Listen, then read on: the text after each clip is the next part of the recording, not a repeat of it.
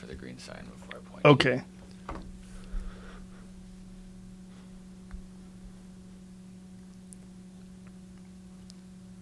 Boom. Good. Okay. We had some technical difficulties, problem. so let's try it again. Okay. So anyway, brother, welcome. Thanks for coming my here. fan. Thanks for So having what we me. were saying before, we actually said this already, but let's say it again because the people didn't hear it. You were worry. one of the pioneers of stand-up comedy in Brazil. Yeah. It was. I started with like 4 or 5 guys. We started doing it like 16, 17 years ago. And nobody knew about stand-up. It was something that I found out when I came here to live and play basketball. I had a scholarship to play basketball. And I watched Jim Gaffigan. Oh, wow. And Brian Regan. I know those guys. And I thought it was so weird because those guys were like, I was questioning, is his name, Brian Regan, is actually him? Because we used to have characters and impersonators. So it was kind of weird, but at the same time, it was interesting because I'm not a guy who does characters, and I do observations, and I write. I was a journalist. I have a degree in journalism, so it was interesting for me to see those guys doing comedy, and I thought we could do the same in my country. It's so crazy that it took that long for it to get to Brazil. Yeah. You would think that because everything else, I mean, you guys have movies and, City of God, you have action movies, you have all these... You have so much that's so similar. The fact that stand-up comedy made it there is so unusual. It took a long time, and it was, I don't know why, but the image of a comedian speaking like with a blazer or like a suit or something like was Jerry Seinfeld. Yeah, it was very American, And those jokes didn't actually connect that much with us. Like, oh, I have those pockets, and it was something that we have bigger problems than I just have a pocket. Where am I going to put my pen? It was like, it was something that we couldn't connect that much. But when we saw there was another people doing other stuff, and there was like this huge role that we could actually explore, that was when it became interesting for us. So comedy in Brazil, there would basically be like say if I was a Brazilian comedian, I would come up with a fake name. You would, and I would do a character, a wig, probably a wig, a certain outfit, like very over the top, screaming, and that still exists in Brazil. This is like a popular for the people. Stand-up, I'm not saying that it's for everyone. Now I have my Netflix special. It's becoming huge because we have some other options right now. With the internet, everything changed. The game changed completely. So we have what is good has its own space right now. It's not only what the TV wants you to watch it. So the game changed a little for all of us. So how did you start out? Did you start out by going to music clubs or? I actually started in a BDSM club. A sadomasochist club? Really? Yes. I remember that there was like pictures of cocks in the bathroom and like vaginas, like huge vaginas, and we had that show, and it wasn't good, but it was an experience for all of us to go on stage and try to show them our opinions and our jokes and some irony and sarcasm, which was something that people wasn't watching, but then it becomes something huge, and we got chances to go to TV and everything else. But at first, it was difficult because people could not understand: is he a character? Is he playing a part? Right. So that's why I had, and I still have a lot of problems with the law because, like, I did a rape joke, which I'm not proud of. I'm saying it's not something. I'm so over the line, but he was like, does this guy wants people to be raped? What is he thinking? Because all those jokes was taken out of context and put it on newspapers and kind of killed. It kind of killed my desire to do comedy over that as well. Really? Yeah, it was difficult, man, because it was like journalists in the audience waiting for me to say some shit to put out of context, and then got like fucking like billions of clicks on their websites because of a joke I did. Yeah, that's how the controversy was starting over that. I don't know if it's the same thing here. So they knew that this was a new thing. Yeah, so they would come to see it, and then were they criticizing it before this? It was huge. Everybody loved it at first. But when we started to have money and TV shows, and we kind of ran away out of the underground, I was doing shows at midnight, like packing a 300-seat theater at midnight in Brazil. That was my thing. Underground in São Paulo, in the middle of nowhere. But then people, this guy's talented. Let me give him a chance. So they put me on TV, and out of nowhere, I was on TV doing the same thing. Wow. So the country was not that prepared for what I was doing at the time. What kind of laws do you have in Brazil in terms of like the language you're allowed to use on television?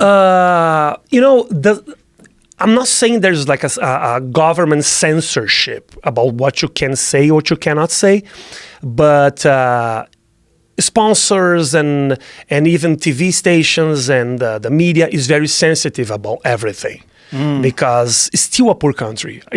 Brazil is still a third world country. So we have a lot of people that don't understand this is comedy. What's comedy? So it was my duty to explain a little bit what was stand-up and kind of open a road for all of us. That's how I felt. So you said 3 other comedians? It was like 3 or 4 guys, yeah. So who are these other guys?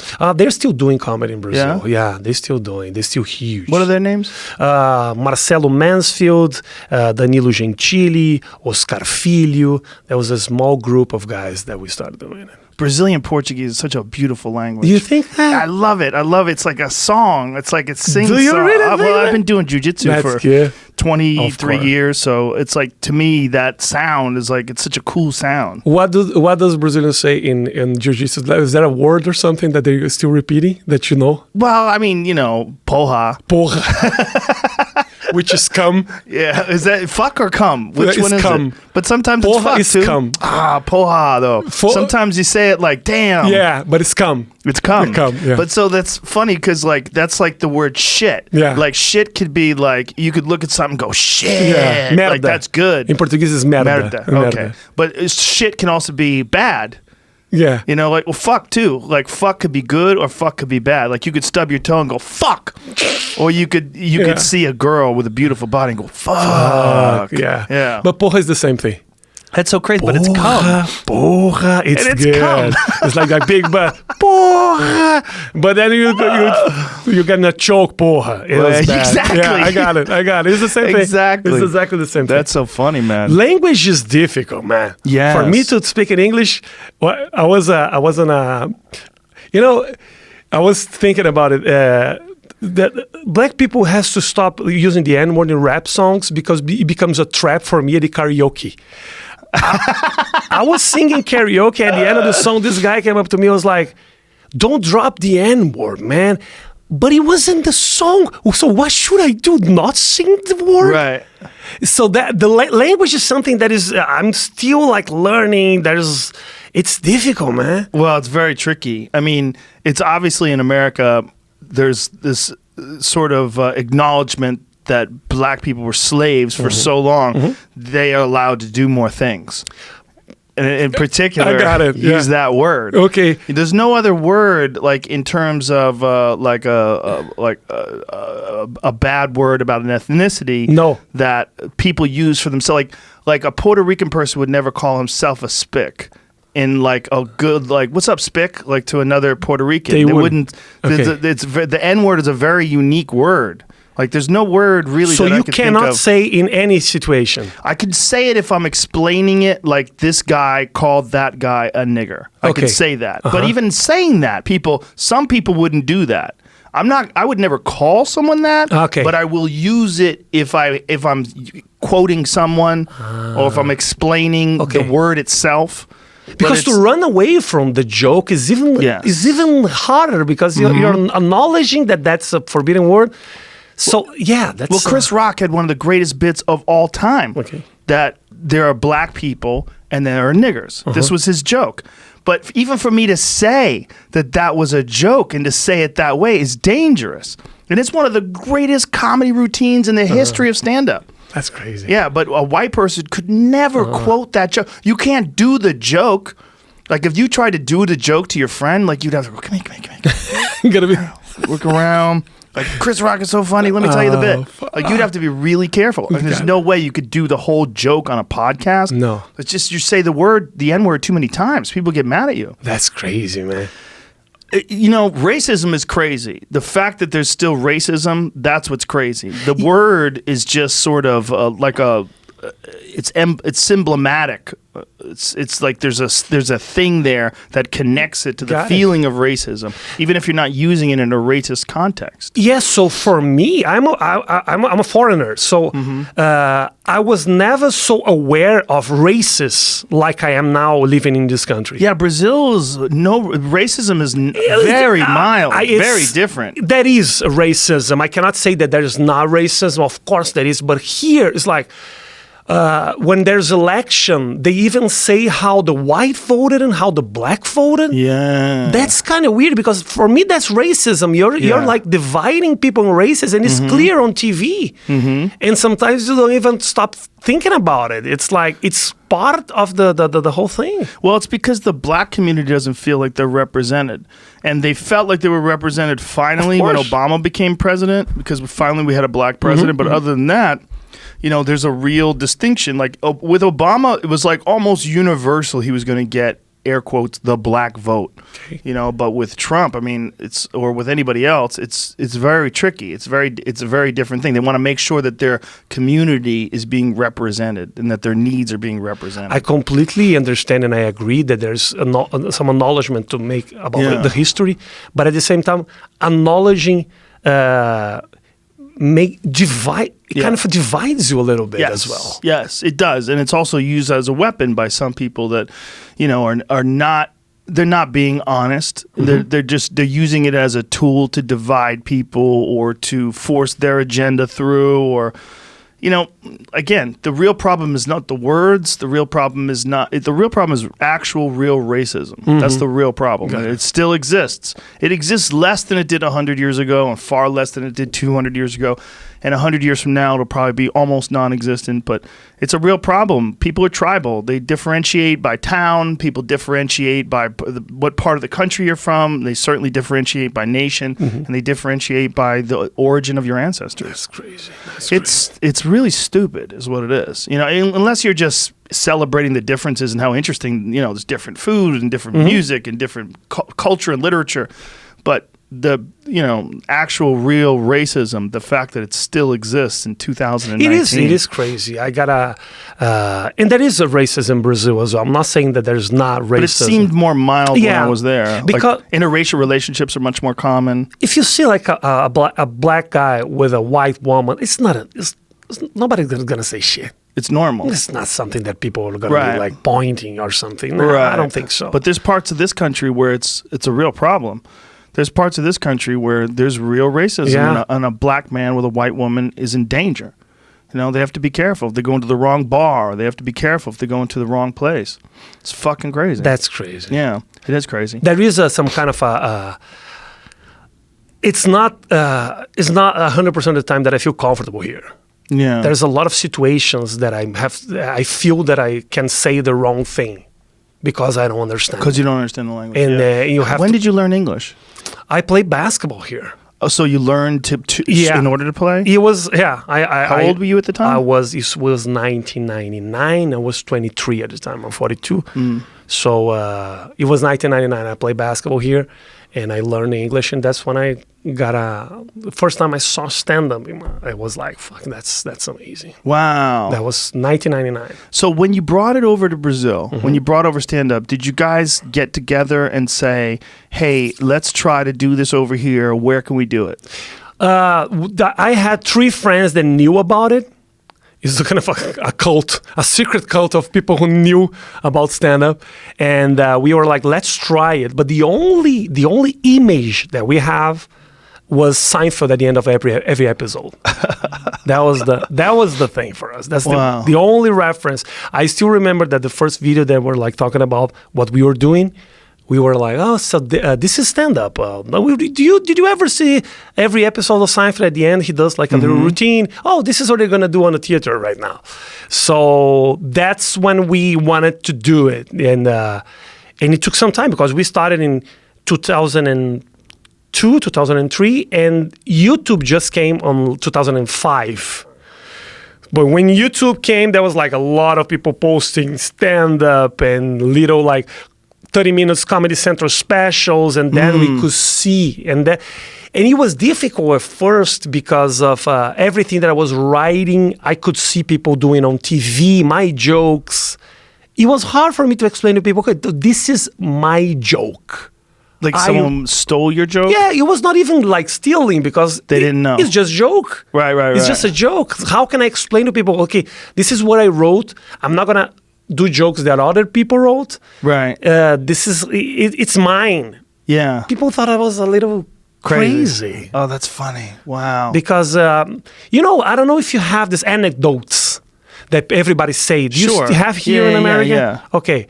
We have stand-up where people write their own stuff, and we have anecdotes. Sure. And that's what we had, like little books with anecdotes. So when I say a joke, people would think that I was doing from those books. Yeah, there's stand-up comedy, and then there's jokes like that people tell. We call them street jokes. Street jokes, okay. Yeah, okay. like two Jews walk into a bar, like that kind of stuff. Those jokes are so interesting because I don't know anybody who's ever written one of those jokes. I don't, but if you think about it, there's a good timing. It's something that every time that I see like one of those good joke, a good street joke, I was like, fuck, I want me to create that thing. Yeah, but it's interesting because there's so many of them, and no one knows anyone who wrote them. There was one guy in Brazil that was doing those street jokes, and he created like 10% of what he did. Interesting. But for him, it was like, this is what I created, and the 90% that I didn't create, it's kind of in the same chunk. I don't differentiate. When Seinfeld airs in Brazil, I assume that it's translated to Portuguese. It's dubbed. It's dubbed. And when it's dubbed, is it dubbed well? Does it make sense? Nah. No? No, it doesn't. Do the jokes translate? Stand-up wise, no. The series works. Series. Now it got much better. Dubbing, it got much better. Oh, really? But it's crazy. We have subtitles as well. Like my Netflix special has subtitles here in America. So subtitles for English? Yes. Oh, wow. So you do it in Portuguese? Yes. Do you do much stand-up in English? Yeah, I have been doing stand-up here for 8 months, like all the clubs and in the improv and Laugh Factory but here I do it in English. I do it in English. What I do on stage now is something that I wrote living here, like 80%, and 20% I translated for my acting in Portuguese. Wow. And some of those jokes don't work when I translate, and it's always a surprise. Yeah, it's always a surprise. Because the culture's so different, right? It's like what people think is funny and what they find ironic. But Joe, a joke is a joke, man. Yeah. If it has a timing, if I'm able to do at the same pace that I do in Portuguese, I feel comfortable doing it in English, so I feel the same thing. And it's easier for me because I actually write jokes. I have some friends that just like have some crowd work and interact with the audience, and there's a lot of physical comedy in it. So to translate that to English is difficult. Yeah. I write jokes. Yeah. So if I translate in a right way, if people understand the context, if people understand what I'm talking about, like the pregnancy of my wife, right, and marriage, and I don't know, being single and everything, or maybe that it can work. Now, what was it like the first time you did stand-up in America? The first time in English? I actually have a clip on YouTube that the Laugh Factory posted. Oh, wow. It was very surprising. It was very surprising because some jokes that I didn't think was that funny worked, and the ones that I was actually pretty sure they would work, didn't work. And I got so frustrated and completely lost, man. I was like, this is gonna be a huge road for me. Wow. And I have been doing it. This is why I'm here, to do stand-up in English. Now stand-up, since it's been, you said 16 years or so? Yeah, 16 years in Brazil. 16, is it accepted now? Is it a normal part of the culture? Yeah. Have they had comedy clubs open up yet? I have my comedy club in Brazil. Really? Yeah. Where is it? It's in São Paulo. Oh, wow. It's called Comedians.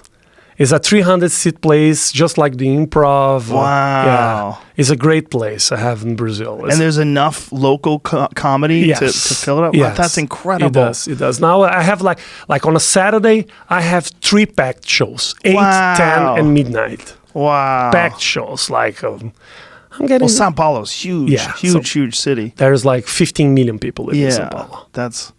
Wow, man. That's 15 million people live in Sao Paulo. That's so cool. But all in Portuguese. Yeah. There's no stand-up in English in Brazil. None. Because unfortunately, there's not that many people that speaks English in Brazil. Yeah, I know they were trying to organize shows. Like Jade was trying to get people to come to Brazil to do stand-up, and I was like, yeah, good luck with that. That just seems like it doesn't seem like there's enough people. Jade opened for me in Portuguese in Brazil. Wow. And she helped me a little bit at the beginning here, opening some clubs and getting me some gigs. She's a very good friend. And for her, it was a little difficult in Portuguese. Oh, to translate English to Portuguese. It was difficult. First, because what you guys, there's a culture, there's a stand-up culture here. Mm-hmm. If you're this freaky and a little crazy and hippie, that's something that does not translate to another country. Right. You have to actually write jokes. Yeah. And for her, it was a little difficult because she has this way of doing it, like interacting, and she's like, and if you mess up a word in Portuguese, it's in English. If you mess up a word in English, it's kind of funny. Oh, he's a foreigner. Right. They accept you. There's this likability. Mm-hmm. But if you mess up a word in Portuguese, you're a prick. Really? Yeah. So you don't speak Portuguese. Oh, you just speak English. It sounds bad, you know? I see. Yeah, that makes sense because America's such a melting pot. There's so many different languages over here that someone... Well, that's, like I read something the other day. Like if you see someone and they speak broken English, don't make fun of them. That means they speak 2 languages. Yes. Yes. And you don't. Of course. I mean, most of us don't. And Portuguese is similar to Spanish. So people who speak Portuguese speak Spanish. So I kind of speak 3 languages. Right. That's a lot. Well, that helped Fabricio Verdum in Mexico because he's so fluent in Spanish. That, when he was over there fighting, they were like, holy shit, this guy speaks perfect Spanish. He's from the same city that I am, which is Porto Alegre, a city in the south. So we kind of have some Spanish in the city. It's close to Argentina. Oh, I see. Okay. So it's kind of is our thing there. Oh, okay, cool. So now when you were doing stand-up and you started to get in some trouble for bits. A lot of trouble. A lot of trouble. Like, how much trouble? Yeah, a lot of money. I spent a lot of money. Really? Yeah. I lost a lot of lawsuits. I lost a lot of lawsuits because of jokes. Yeah. Really? Yeah. Lawsuits? Yeah. So, like, who was suing you? The people who felt offended. So people in the audience? Artists. When I make fun of a celebrity, they would sue you? Yeah, they can sue you. They can get money out of you. Really? And politicians, they can get money. Politicians? Yeah. So who sued you? I got this lawsuit that really put me in trouble. It was because of a singer. She was a singer, and kind of almost killed my career. He actually did. That's why I'm here. So no. I got in a huge lawsuit, and it looks dumb when you explain, it's just a singer, but it became all this talk about freedom of speech and what comedians can say and what they cannot say. Are you allowed to feel offended? And now there's like law school talks about the lawsuit that I had. Law school discussions about because your of case. Yeah, because I made fun. It was a shitty joke. That's the problem. It's not because of the lawsuit. I want to be sued by the good ones because I don't want to be known by a bad joke. Right, of course, yeah. It's just like, I was saying this one, it's just like you meeting Eddie Murphy, one of the greatest comedians ever, and they think, there's Dr. Dolittle. You don't want that. Right. This is the same thing with me. That joke was a shitty joke, and she was like pregnant on TV. And she was like doing a story on TV, and I was the host of this huge TV show, like The Daily Show, like the Daily Show meeting The View. It was something like that. And in the middle of the thing, she was there, and my friend asked me, she's pregnant, and do you think she's still hot? And I said, she's so hot that I would fuck her and her baby. And it's a shitty joke. But that was live. It was like right on time. Everybody laughed and there was no problem.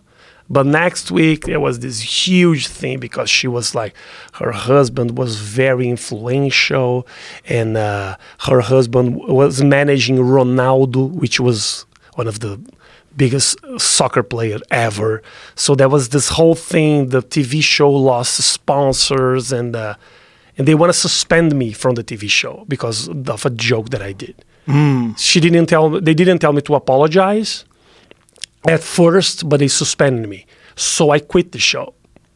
They didn't know, so you just apologize. And I decided not to apologize because I felt that after like 10 years doing stand-up or 12 years doing stand-up, it was important for me to like put my feet on the ground and say, you know, if we step back right now, what am I going to do in like 2 years? This is important for all of us. Yeah. It's important for comedy.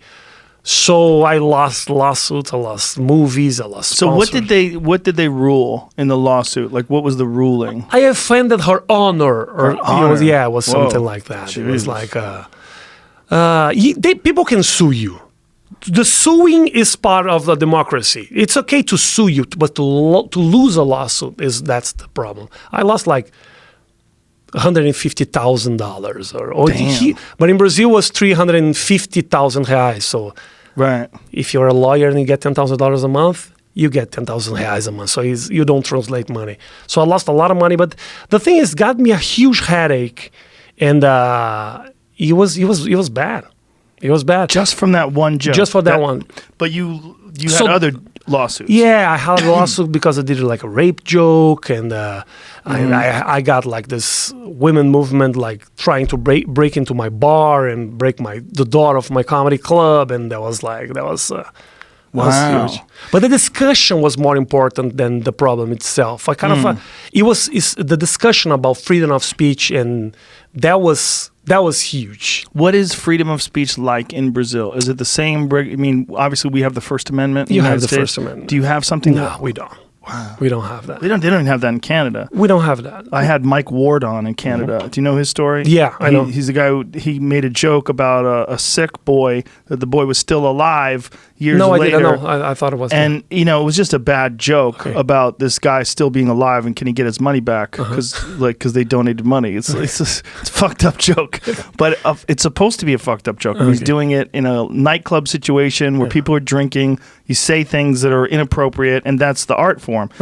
He got sued, and he's still in the process of it right now. There's another case in Vancouver where these women were heckling. They were yelling things out during the show, and then the comedian went on stage and berated the women, and then the women sued and won because they were lesbians, and he made some lesbian jokes about them at their own expense. And so then they took him to court, and they won. And they won what? They won some judgment where he had to pay them. Jamie, how much was it? I want to say it was somewhere in the neighborhood of $30,000. $30,000. Yeah, and for this gentleman, this comedian, I think that was a lot of money. $42,000. Yeah, that's a lot of fucking money for an opening comedian. I mean, he wasn't a famous guy, so that might be 2 years' worth for him. Who knows? Of course. Yeah, I lost a lot of money as well. So Canada is similar. Canada does not have freedom of speech the same way the United States does. Yeah, so that's why I feel when I do comedy here, and I feel that people get uncomfortable about a joke or two. That's when I get stressed. It's like you have the freedom of saying those things. Yes. Like I have this joke that I say it is about the N-word as well. Maybe I have to change my content a little. But I have this joke that I do. It's like when I arrived here, someone said to me, "You don't use the N-word or people are going to kick your ass." But they never told me what the N-word was. So for the past 6 months, I have been avoiding all words with the letter N. And the other day, a gay guy came up to me and said, "Can I fuck your ass?" And I was like, maybe. And when I say this joke, it's like I have to set up. It's crazy because when I first did, it was like a fucking thing. Everybody got uncomfortable. Yeah. But now I set up as a misunderstanding because I'm a foreigner. Yes. And now I'm free to do everything. Yes, yes, yeah. So I kind of, I found a way of doing it. You found a way in. Yeah. So it's crazy. And I watch you a lot, and I see a lot of people here. I saw the other guy, this guy did an interview with you, and he did this show in a college, and he did a joke, and people took him out of stage. Nimesh Patel. Yeah. Yeah. That's crazy because you built the freedom to do that. Yes. And now you're discussing if you can or if you cannot. It's only in colleges, though. When children today, and I'm going to call them children, they do not understand the danger in suppressing free speech. And so they think that what they're doing is, by suppressing free speech and changing the way people communicate, what they're doing is making the world a better place. They think they're signaling their virtue and making the world a better place at the same time. Mm-hmm. But it's just ignorance. They just don't understand that you can't control people. And to think that by just getting upset and silencing someone and removing them from the stage, that ends the conversation. It doesn't. It reinforces their position. Mm-hmm. It says, okay, look, I was right about you fucking snowflakes and you little babies. Like, you can't even understand when things are uncomfortable that it doesn't necessarily mean it's negative. And that, like, you're, like, try to put yourself in someone's position and see what he's saying. And in Nimesh's case, it's actually kind of funny. First of all, he's very open-minded guy, very progressive. He's not in any way a racist. And his joke was that people say that being gay is a choice. And he said, I know it's not a choice because I have a friend who's black and gay, and there's no way he would choose both of those things. And it was just him being funny. It's a funny joke. And they were like, cut, get the fuck off the stage. Like, what? Come on, man. You don't think that's funny? That's crazy. I mean, and it's also coming from an Indian man who I'm sure has experienced racism. So the whole thing is, it's very fascinating to see young kids who are growing up in this PC culture bubble. And, and sometimes people say on this podcast that we talk about it too much. And maybe they're correct. Maybe sometimes it's annoying if you're listening in your cubicle and you hear me talking too much about this. Mm-hmm. But it's because it's an issue that's very dear to my heart, because I understand the dangers of not being able to communicate freely. And I also understand what happens if you suppress free communication, the people that you're suppressing, they're going to get more and more angry and radical, and it just makes their position, they feel more justified in perhaps even people who are racist could perhaps be more racist, or people who are angry about gay people will become more angry about it if you suppress their ability to express themselves. That's when born those little movements, neo-Nazi movements, little groups, and little groups on the web and the deep web, when discussion. It's like when it's forbidden, I think you kind of give them a power that they didn't have. I think so, and I think this is something that we're really just getting to understand now. I've had a few conversations about this recently with the head of Twitter and with an independent journalist, Tim Pool, last week. And I think what people are just started to kind of understand, even though everyone's uncomfortable about this, is we're still trying to figure this out.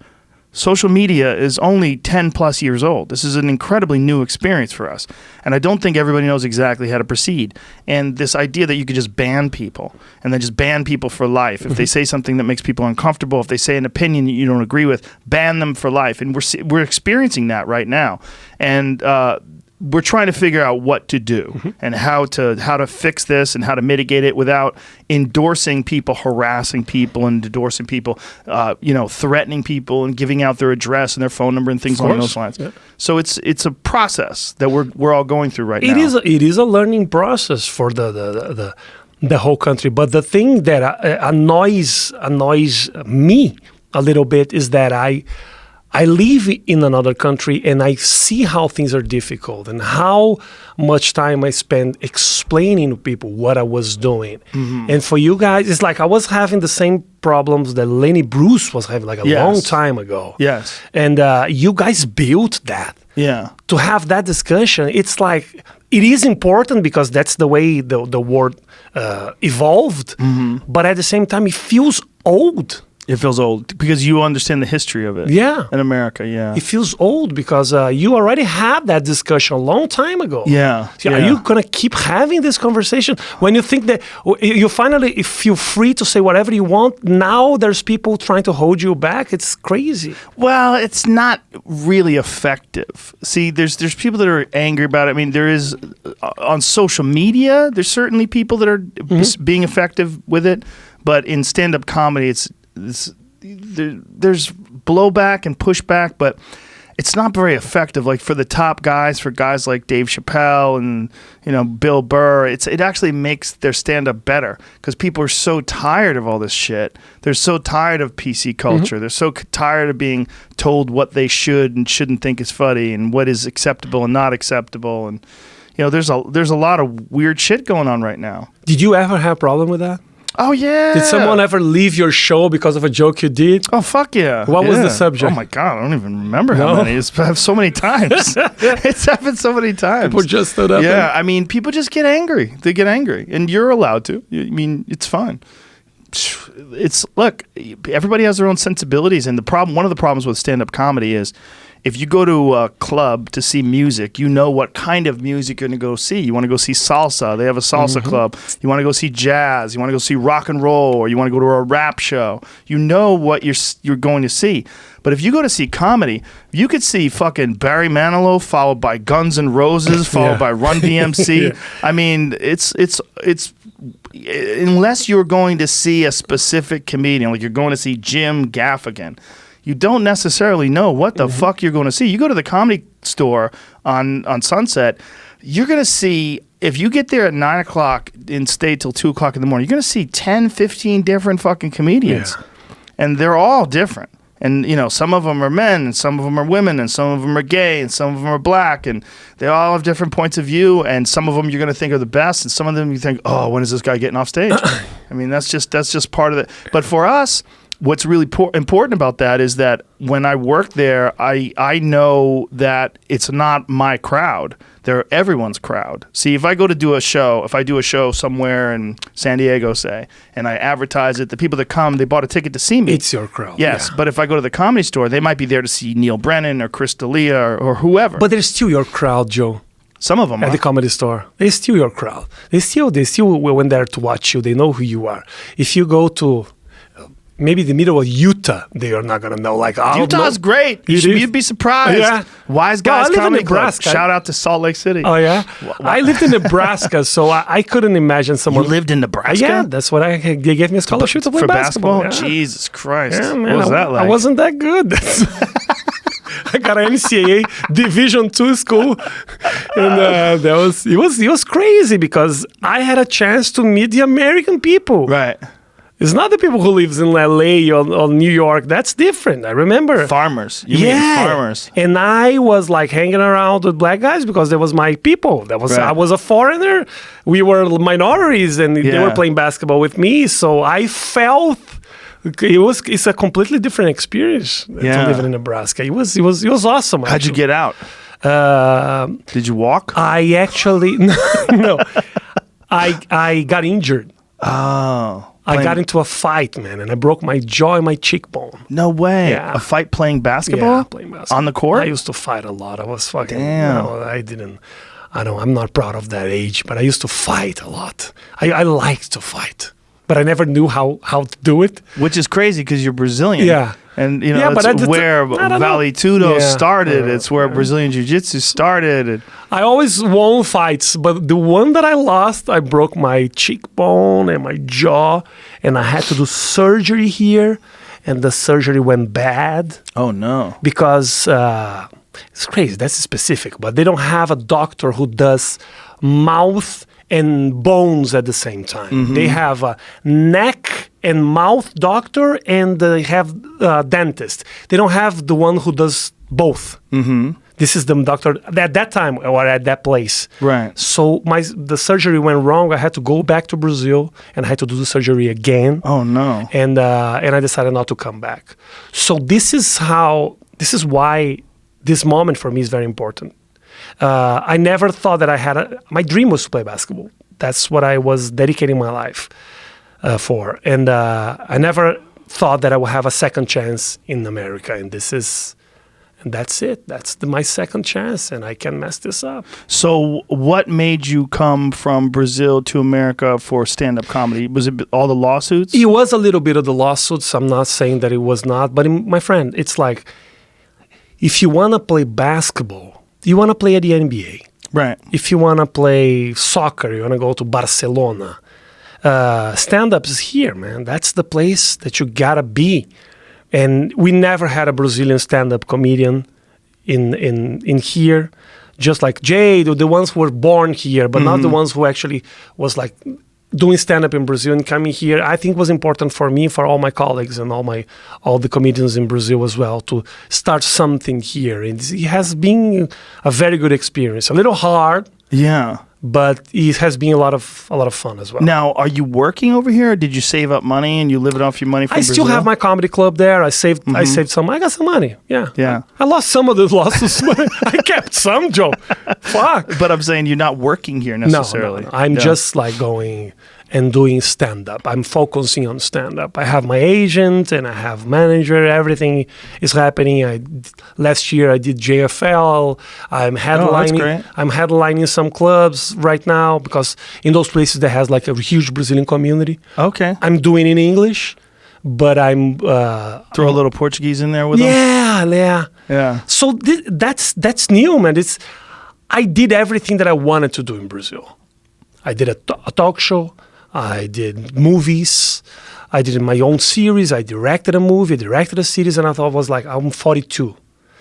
It's time for me to try something new. Right. And so that's why I came here, and I miss my son a lot. That's the bad part, but that's okay. Yeah, well, we were talking about that before. That's a crazy situation you have. It is. Got me very emotional thinking about it. Yeah, my kid's there, and last time that I was leaving, and he was like, if I'm the most important in your life, why are you searching for something so far away? And I told him, this is important. This is very important for me, but it is selfish. Yeah. This is something that I wanted to do.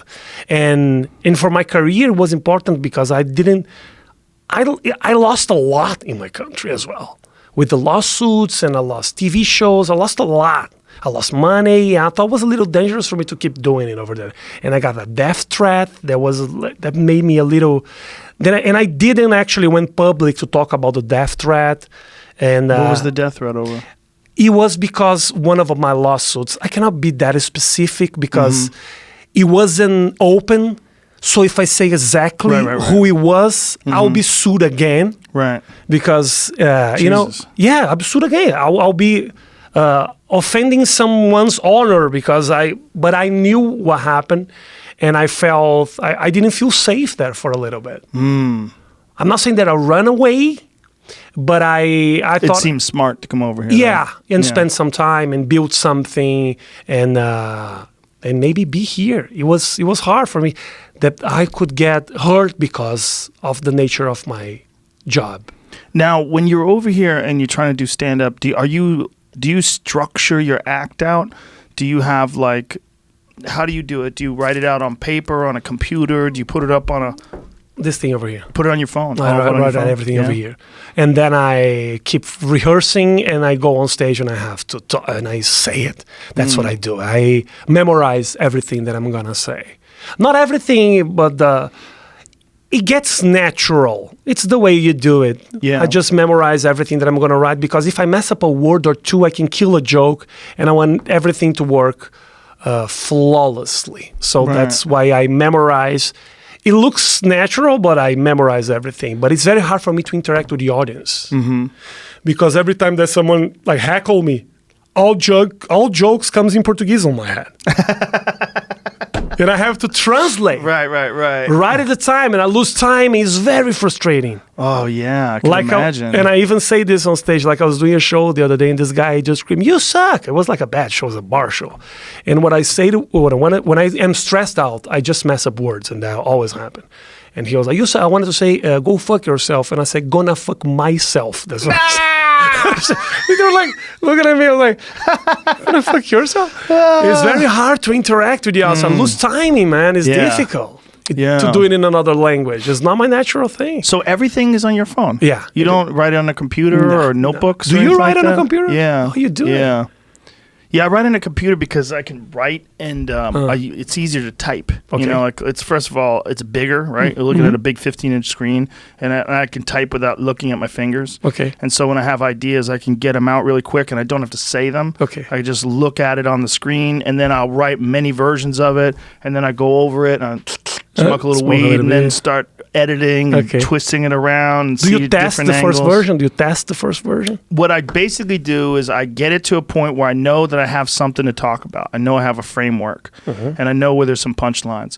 And then I write it out on paper, so that when I write it out on paper, I can see it better in my head. I remember it better. Then I bring it to the stage, but I don't have a rigid structure. I'm loose with it because I want to be able to feel it in the moment, whether or not this is good. Perfect. You know, so when I go on stage, I was like, say if I'm doing a joke about coffee, you know, whatever, I'll go, you know, I drink too much fucking coffee. I got a real problem. And here's how I know I have a problem. And then I'll go into it, and then I'll start talking about all the different areas. And then I'll listen to the recording, and I go, oh, that part sucks. I got to fix this part, and this part's stupid, and this part is sloppy, but that part got to laugh. Okay, but you know what? It'd be even funnier if I said it clearer. Like maybe I need to say it this way. Okay. You know, and then it's this constant process of writing it out, going on stage, recording all sets, listening to the recording, and then writing again. Do you, when you listen to those sets, do you keep the funny ones? Or is there some time that you do like a funny joke, but you don't like it? Does that happen sometimes? Because it happens with me. Like, I don't, it feels cheap. Yeah. But it was funny. It gotta laugh, but it's not good. Yeah. That's sure. Yeah, absolutely. Yeah, you got to be careful of that. You don't want to be a hack. You know, that's what is a hack? A hack is someone who tells like obvious stupid jokes that only make dumb people laugh. Okay. Or someone who does tired, beaten down material, like jokes that you know that other people have done already. You know. How would you know that? You just would know based on your... Okay, like here's a perfect example. It's Stephen Fry. Do you know who Stephen Fry is? Yes. He's a famous comedian from England. Yeah. He used this recently. He said something about, I would love to come back to life as a drug-sniffing dog. You know, could you imagine being a drug-sniffing dog at the airport, just smelling everything? No, getting high. Like, he was saying about how that is such an obvious, stupid joke, and so many people have done that. And that's a joke where, man, I bet probably hundreds of comedians have done a joke about that. It's just like an obvious premise, and, you know, like you were saying earlier, that sometimes people would say jokes that you've said, and you have a hard time explaining, that's my joke. And to them, it's just an anecdote, or then it's just something funny that they heard. Sometimes people will go on stage and their act consists of really obvious premises that they have probably already heard someone cover before. That's a hack. Yeah, that's why it's difficult.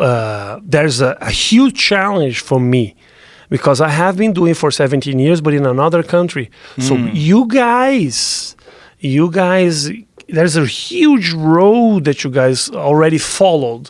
So if you hear something, wow, that's old, maybe for me it's not. Right. And I don't want to be that guy. Right.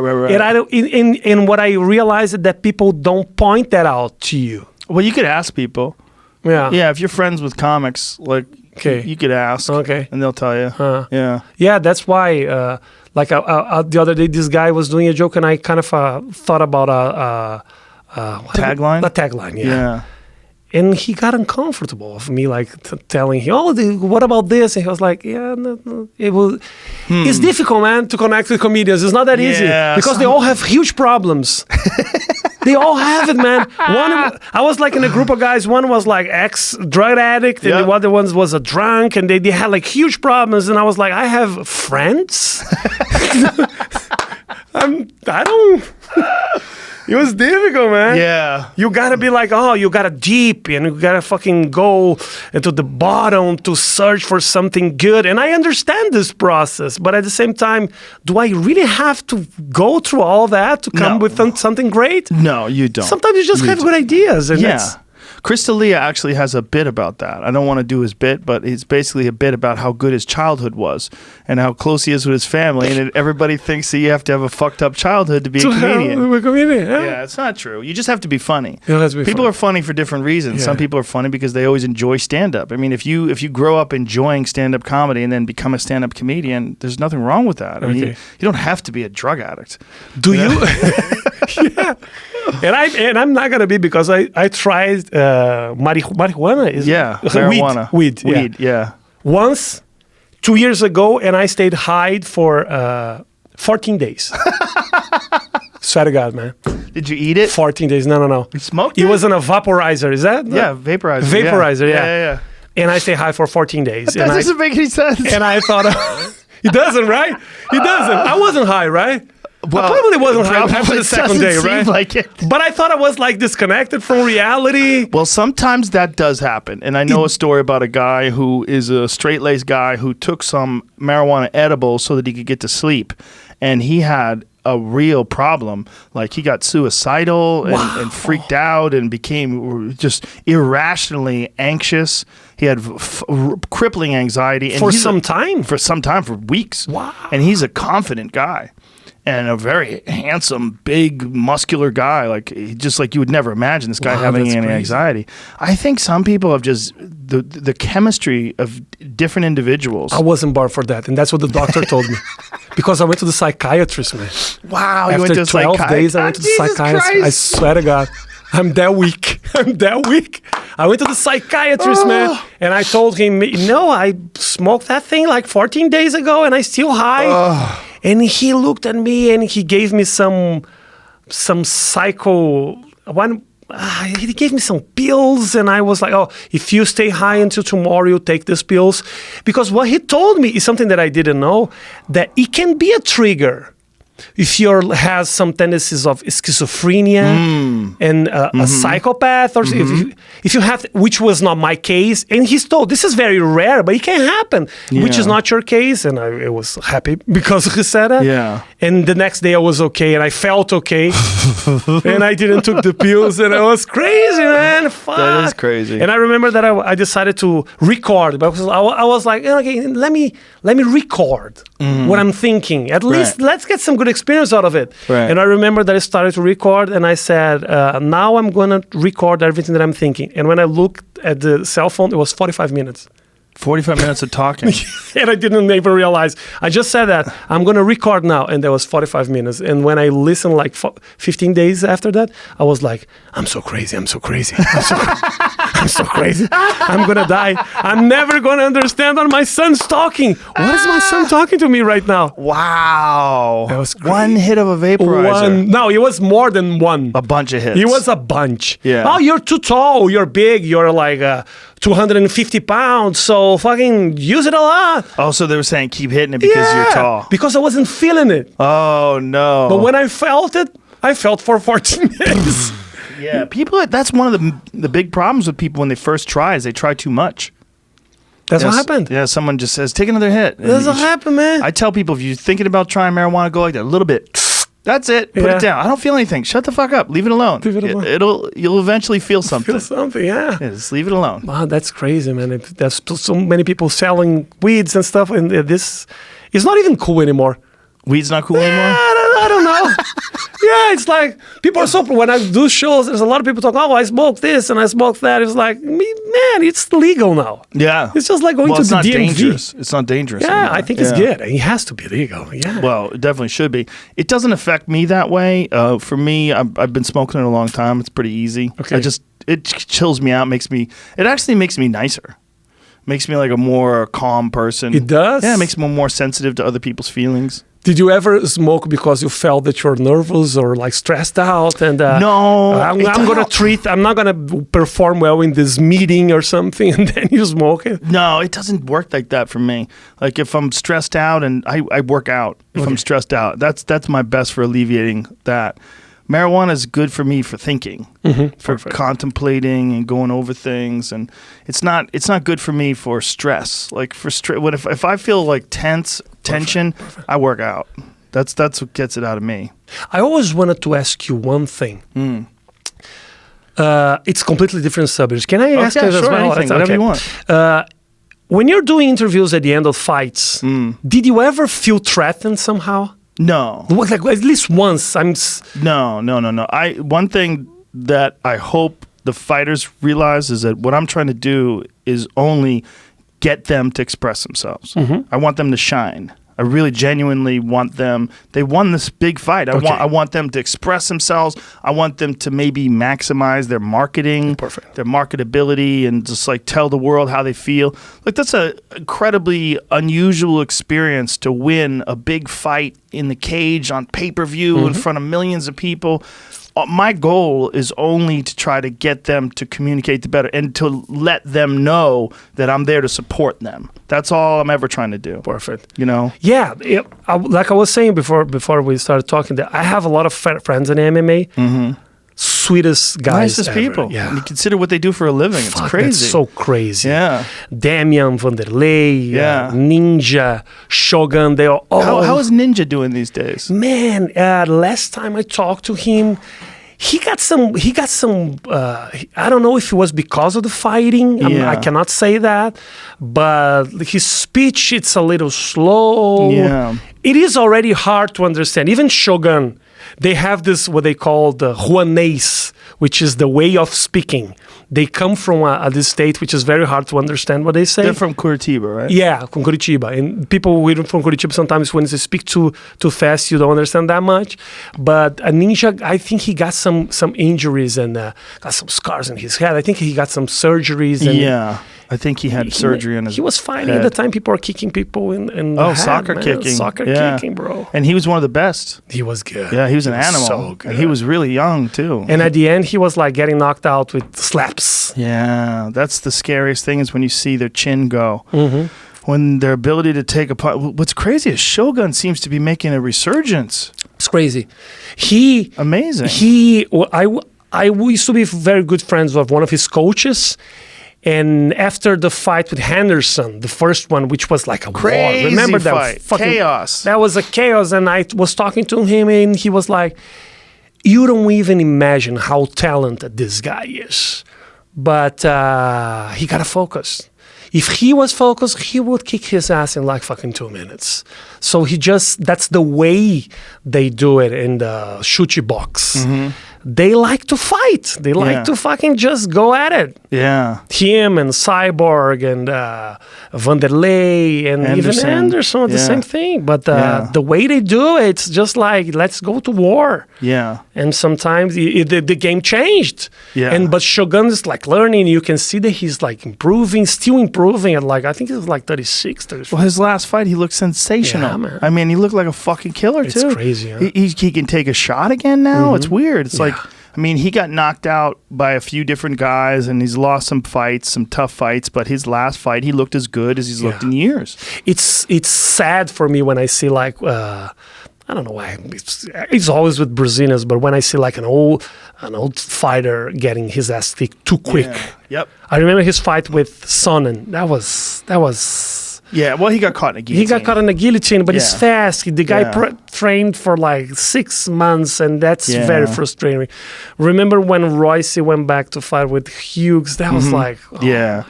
Well, Matt Hughes was in his prime then, and he was so strong, and Royce just wasn't. He wasn't physically capable. Couldn't do it, right? He didn't look the same. He just didn't look like he was physically capable the same way. And Matt Hughes is fucking talented, unbelievably talented. And when he got on top of Royce and he was smashing him, I was like, it's hard to watch. It's hard to watch. Yeah. But that's the life. I mean, that is the life they chose.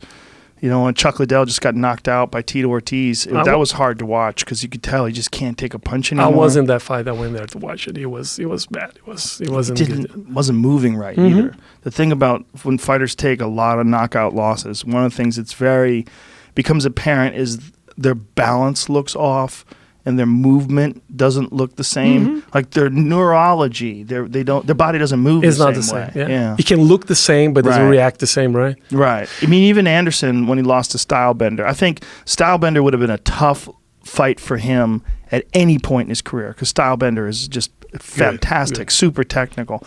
but Anderson looked like he was a step behind the Anderson of old. Like the Anderson that knocked out Vitor, or the Anderson that, you go back to the early days, the Anderson that knocked out Chael Sonnen. Yeah. I mean, that Anderson was he was just an assassin. Yeah. He was so good. He just knew what to do and when to do it. And when the style bender fight, he just looked like he was a little off. But he's also 46, I think. I think he's one year older than me, 43. He's only 43? Yeah, we did a show together. We do this show on Netflix called Ultimate Beastmaster, which is Brazilian Netflix? No, it's here as well. Terry Crews did an American. We do like all hosts from different countries, and and it's like American Ninja Warrior for Netflix. Oh, okay. And we have like hosts from different countries, and we have the Brazilians and the Italians and the French guys, and I did this show with Anderson. He's a sweet guy. He's a great guy. He's a great guy. I mean, he's one of the all-time greats. I mean, I had the honor of calling a lot of his fights. And it's crazy because, it's crazy when you're talking about the guys getting older. I remember I talked with Minotauro. He was like 3 or 4. It was like two fights after he actually retired, and I asked him, why you keep doing it? You don't have to. You don't have to prove anything to no one. And what he said to me, I think was so fair. He was like, I fought when this thing wasn't giving me any money. Right. So just let me lose a fight or two and get some money at the end of my career, because I deserve that. Right. He wasn't like, of course he was going there to win, but it's like, I want to take the risk. Yeah. Because I was fighting in Japan getting, I don't know, $5,000. And now that the game, it's like bringing you so much money, I'm going to retire. Let me just do a couple more. Well, Minotauro, not only was he a pioneer and one of the great MMA heavyweights of all time, but he's so important for MMA because he showed that heavyweights can fight off their back. And that heavyweights could win by triangle, like when he triangled Mark Coleman and was tapping guys with arm bars when he beat Bob Sapp. Yeah, that was huge. The Bob Sapp one is fucking crazy. That is one of the greatest MMA fights in the history of the sport. 375-pound Bob Sapp. Crazy. Minotauro only probably weighed 230, and he wound up tapping him with an arm bar. It was fucking crazy. And after he gets spiked on his head, which still apparently fucks with him to this day. His neck was fucked up permanently because of that? Yes. I didn't know that. 375-pound guy who doesn't even look like a human. He looked like a comic book hero. Yeah. And he smashes him on his head. And Minotauro recovered, and I mean, he was one of the toughest guys of all time. Yeah. But he was run by a truck when he was a little kid. Yeah, that's that scar on the side. He was run by a truck. Crazy, yeah. That's crazy. I mean, he's one of the most important figures in the history of the sport. And then I think Fabricio took it to another level because Fabricio Verdum probably has the best guard in the history of the sport. It's history of the heavyweight division. I mean, when he caught Fedor, when he had him in his triangle and he had him locked up like that, you don't get away with that guy. Like you might get out of some people's guard. Not Fabricio. That motherfucker locks people up. And I gotta thank him. I'm here just because of him. Yeah. He helped me with that. Well, thanks, Fabricio. My respect for him. You know, when he reached out to me, he was like, "Okay, I'll get your friend on, 100%." Thank you, brother. Thank you. And he is a great guy, and that's what that's why I asked you if you kind of feel threatened, because when people they're in a fight, and you don't know what is going to happen. Right. And when you go over there to talk with one, you can say a wrong thing at the wrong. I don't know, or maybe you can make mistakes. For sure. Make mistakes, but my intention is always to make them look good. That's all I'm trying to do. Okay. All I'm trying to do is just get them to express themselves and also put some emotion to how great their performance was. Perfect. Yeah, but it's a weird job, to also be a comedian. It's a strange combination of things. Of two. Yeah. Do they go watch you sometimes? Sometimes, yeah. That's good. Yeah. That's good, man. That's very good. And for me now, it's like I'm here to try this comedy thing, man. And so you're getting up in Los Angeles, and are you traveling anywhere? Yeah. I have a gig on Rhode Island. In March. A lot of Portuguese people in Rhode Island. Yeah. I have a gig there. I did the Gotham Comedy Club last 2 weeks ago. I headlined the club, nice. So it's happening. Do you get a lot of Brazilians that come to see you? Yeah. Do they want you to speak Portuguese? They do, and some of them don't speak English. Really? There's like always like 2 or 3 at the end of the show. Oh, I thought it was in Portuguese, but that was so good to see you. But I didn't understand anything you said. Right. So that happened, but it's hard, man, because I have to build an audience here. Yeah. And it's gonna take some time. Do you do a podcast? I don't. You should. I should. Yeah, definitely. I know definitely. that. It's a good. I think every comedian, has an Instagram page. I'll do Every it. comedian also should have a podcast. It's very simple to do. It's not something that we do that much in Brazil, so Oh, maybe you could be the pioneer of that the too. pioneer on podcasts. Yeah, I mean, you're already the pioneer for stand-up. YouTube is something huge in Brazil. Well, that's a great way to start because all you need is a webcam, and you can start your podcast just on YouTube. Just on YouTube. Easy to do. I have my channel on YouTube got like 2 million subscribers. Really? I have on Twitter I have 12 million people following me. Damn, It's a lot, man. That's a lot. 12 million people following me. My Brazilian Instagram, I got like 1.5 million people. People are very active in social media in Brazil. That's good. It's something that is from our nature to connect with people in Brazil. So that's why social media got huge. And it was like an alternative for the traditional media. What is this? The most from a couple years influential ago. person on Oh, yeah. Twitter. Look at you, motherfucker.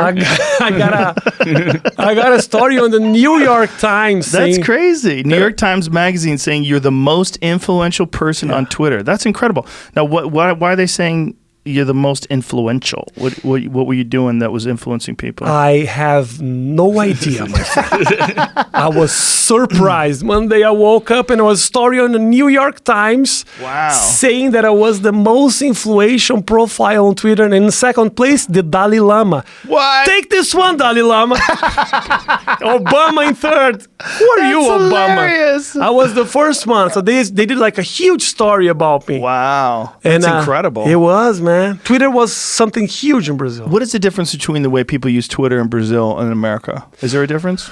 No, for me, I just use Twitter for jokes. That's what I did for quite some time. It was Twitter lost a lot of his strength in Brazil because people like to connect in Brazil. So Facebook is huge and Instagram is huge. So you have your family over there. You have everything. You have your people. But if you're talking, if you're just like, Twitter feels like you're screaming and someone is going to listen. Right. It's not like on Facebook that people follows you and then if he likes you, your post is going to be like in the top of his page. Twitter is just something that is there. So it lost a lot of power in Brazil. But one thing that is happening right now is our new president. And we have a new president now that is a right-wing guy. He was just elected and he got stabbed. He was like... when did he get stabbed? Yeah, it was like 2 months ago. Really? During the process of the election. Holy shit. He got stabbed in the gut. Whoa. Yeah.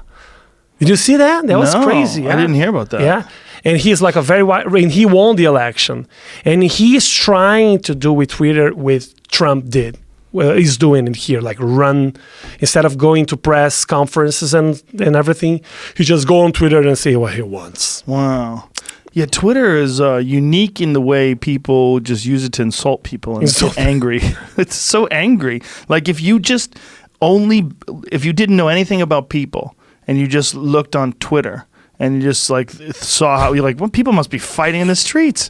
It must be just a bloodbath out there. If you really thought that people interacted in the real world the way they do on Twitter, you would think that everywhere is just weapons and clubs and beating the shit, running people over with cars and wishing everyone dies. But I think, man, there's a difference, and I think we have to acknowledge that. There's a difference between your behavior on the web and outside of the web. For sure, yeah. And sometimes you don't realize that. Yeah. Oh, the world is boring everybody, it's sensitive and everything else. If you go outside, it's not that much. It's the same. It's the same. It was always. It's a distorted lens that you could see humans through. It's not how people really are. And it's not a healthy way to communicate because you don't worry about what the person thinks about what you're saying. You're saying things that you don't necessarily even really mean because you're trying to be inflammatory, you know. To get some attention. Yeah, I mean, that's a lot of it. A lot of it is just screaming for attention and insulting people. And then you look at people's pages. That's the most disturbing thing to me. When someone says something shitty to me, I'll go to their page and I see they're just saying shitty things all day long. Like, what kind of life is this, man? It's a fucking terrible life. What I'm doing right now, I have this series that I do on Instagram where I get like the guy cursing me or saying some shit about me, and I just show his face. And it's enough, and it's funny because it's funny to see who hates me. Right. Then I call this the people who hates me, and then I put what he wrote, and then only his face, Right. his thumbnail. It's enough for you to see. Oh, that's fucking. You don't have to take things too serious because if you take a look of their lives, you can see why they are so mad. Yeah, there's a lot of that. There's a lot of anger, and most of them have private accounts. Like, you can't look at their pictures. They're hiding. Yeah. They're hiding who they are. They just talk shit in the comments. That should end, bro. Yeah, that's weak shit. Fuck, just end that weak. shit. It's so weak. No, You're giving people a chance to like throw blind shots. Of course, Yeah. man. That's crazy. I think that the being anonymous on the web it's a good thing because it allows you to be free at the same time. Yeah, it's good for whistleblowers, for people like reporting crimes, reporting corruption. Well, of course, like that. For that, it's critical. That is a way to do it, and don't expose yourself. Yeah, but at the same time, it creates that. But it's it's the sign of the new era, bro. Yeah, it's just a new thing that we all have to navigate. It's just a new thing, and it's like we were talking about earlier with social media being so recent in human history. There's never been anything where you could just talk to the whole world and do it from your phone while you're sitting at a red light. You could say something. There's a story about this woman. What was her name? Justine Sacco? Was that the woman's name?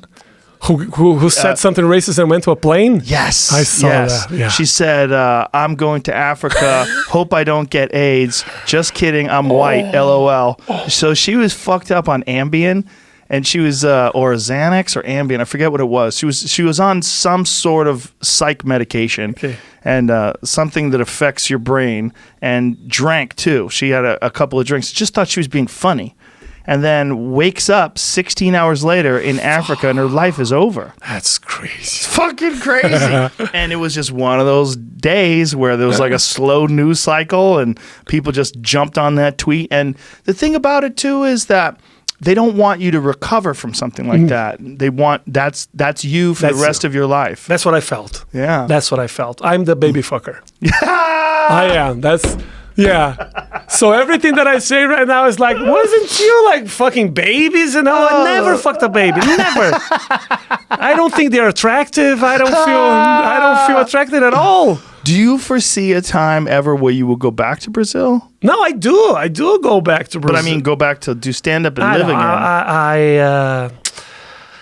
I don't see that, man. The challenges here and the freedom that I think I have here, and maybe I don't. Maybe I will face this whole thing, the same thing when I get famous or when I get. No, you won't. It's way easier here. You think that? Yeah. From what you're explaining to me. But look at Louis Louis a different case because it's not what he said on stage. Yes. And I mean, he got caught up in the wave of the Me Too movement too. Whereas if this same exact instance happened in the past, it's not the same thing. Yeah, it was a bad comparison. But I got like Daniel Tosh did a rape joke, and that was over in like that. And do you know what happened there with the joke? No, he was like improvising with the audience or something, huh? He was improvising with the audience. Here's the deal. He was at the Laugh Factory. He wasn't supposed to be there. Dom Herrera, who is his friend, said, hey, why don't you go up and do some stand-up? Because I don't have any material. Just go up and fuck around. Just sit, they'll be happy to see you. He goes, okay. So he goes on stage. He goes, I don't have any material. So what do you guys want to talk about? And some guy yells out, rape. And he goes, what's funny about, like, he's like making fun of the guy. Like, what are you talking about? Nothing. What's funny about rape? He's like, there's nothing. He goes like, what's funny about rape? The humiliation, the violence. And some woman yells out, actually, there's nothing funny about rape. So he goes, wouldn't it be funny if 5 guys had raped her?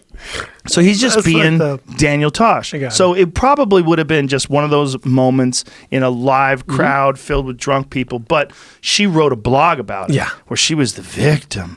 She wrote this huge blog about him calling for her to get raped, which is not exactly what he did. It's in the context of being heckled, you understand what it is.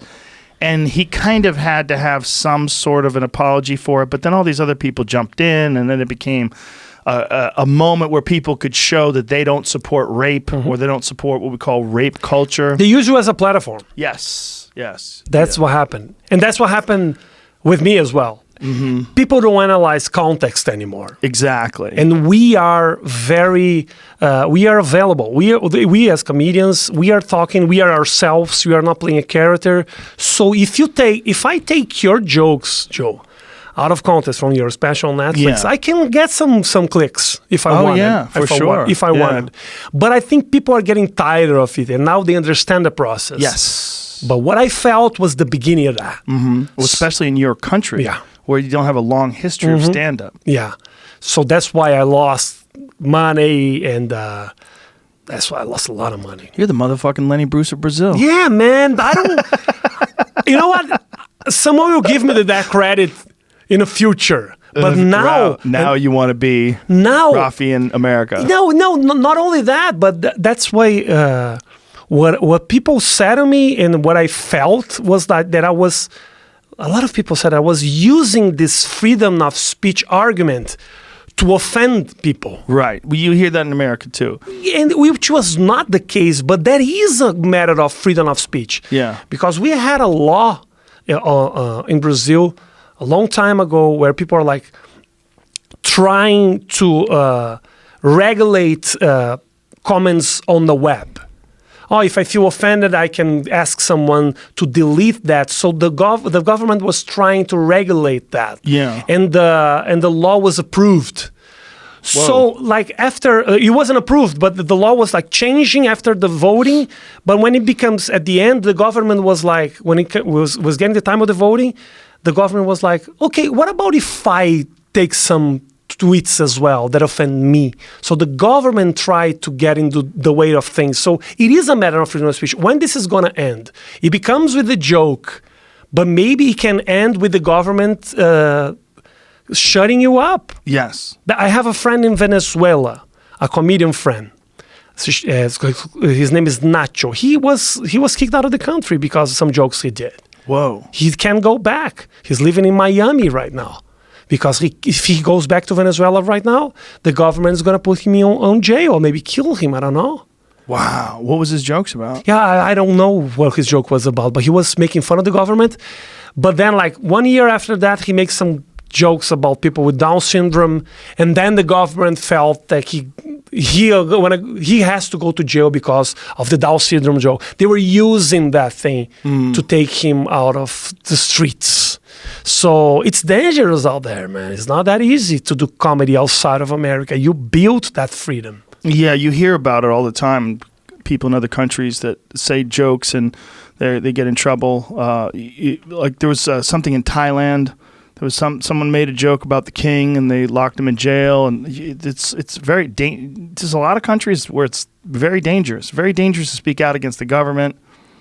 Yeah, we're really, really fortunate here. Perfect. So, like for you, when you see Americans complaining about freedom of speech over here and not being able to say whatever you want, it's kind of a joke, right? It is, man. It is. That's exactly what I feel. It's just like, if you want to be an asshole, just deal with the consequences. That's all. Yes. That's all. That's what I feel. I'm an asshole. Right. But when someone stopped me on the street and said, you're a piece of shit, I was like, yeah, you're fucking right. But that's okay. Let's end there. I am a piece of shit. And that's where it has to end, you know? Yeah. Don't take it personal. That's what I feel that is difficult to do comedy out there, and here you have this freedom of doing it, and I think is beautiful. It's beautiful. It's something that you guys built. Do you think that it's going to change in Brazil, and then maybe the stand-up comedy could actually see? Because one of the things that happened in America is that Lenny Bruce, because he didn't just tell jokes, he actually talked about social issues on stage. It actually expanded people's ideas of what these social issues are and how critical they are. It changed culture in a lot of ways. Yeah. And jokes, one of the things about stand-up comedy that does help to change culture is, say if you have an opinion and I have an opinion. If your opinion is different than mine, you say something, I'm like, well, I don't agree with that. I think this. But if you say something and you make me laugh, even if I don't agree with it, it sneaks in my head. Like you have a point. If your point is so good that it makes me laugh, even if I don't agree with it, like, God damn it, he got me. He got in there. So you can propagate ideas Yeah. inside someone's consciousness. You can sneak them in. We have a few people doing it in Brazil. I used to have this TV show called CQC, and we used to do comedy in Congress. We used to go and interview congressmen and make fun of them. And we got kicked out of the Congress. And then people brought us back to the Congress. But it all reaches a point when it's about money. And if someone is not willing to put money in your product, you don't do it. And money is connected to politics and brands and the TV stations. For you to have a TV station in Brazil, you need authorization by the government. So you're not that completely free to do what you want to do it. But you have some people doing it, and comedy is getting big. Stand-up is getting huge in Brazil. It's connected to YouTube. I have a lot of big comedians doing like huge theaters. I used to do like 5,000 seat theaters in Brazil. So it's becoming an option. Wow, 5,000 seat theaters. Yeah. Wow, do it, man. You do it here. It's 5,000. Yeah, I do it all the time. You just open those like. Wow, you do like 10,000. But what I'm saying is, it's crazy that you started out doing like a sadomasochist club. Yes. And then you go to a 5,000 seat theater. That's pretty amazing. That's what I built with some friends, and I feel that I'm proud of that. To open this discussion and this chance, because I have a lot of people doing it right now, getting money out of it. My comedy club, we pay well comedians every time they go on stage. It's not like here they get like $10 sometimes. Yeah. But it's okay. We consider that as a business over there. And that's serious, and this is awesome. That's fantastic. It's so cool that you started that. I mean, that's got to be really a good feeling to know that all these people that are doing it now that are professional comedians, like you took the first steps. Yeah. Yeah, I feel proud, man. There was a lot of people that I probably have all of them watching this right now. I don't know of anyone who has ever done it in one language and then made it over in America afterwards. I'm trying to think. I can't think of any. I don't think anybody. Not in English. Yeah. I can't think of anybody that started out in another country and then made it in America. What is the name of the Russian guy? They always do he's still doing the Comedy Store. They used to say. Yakov Smirnoff. Yeah, great guy.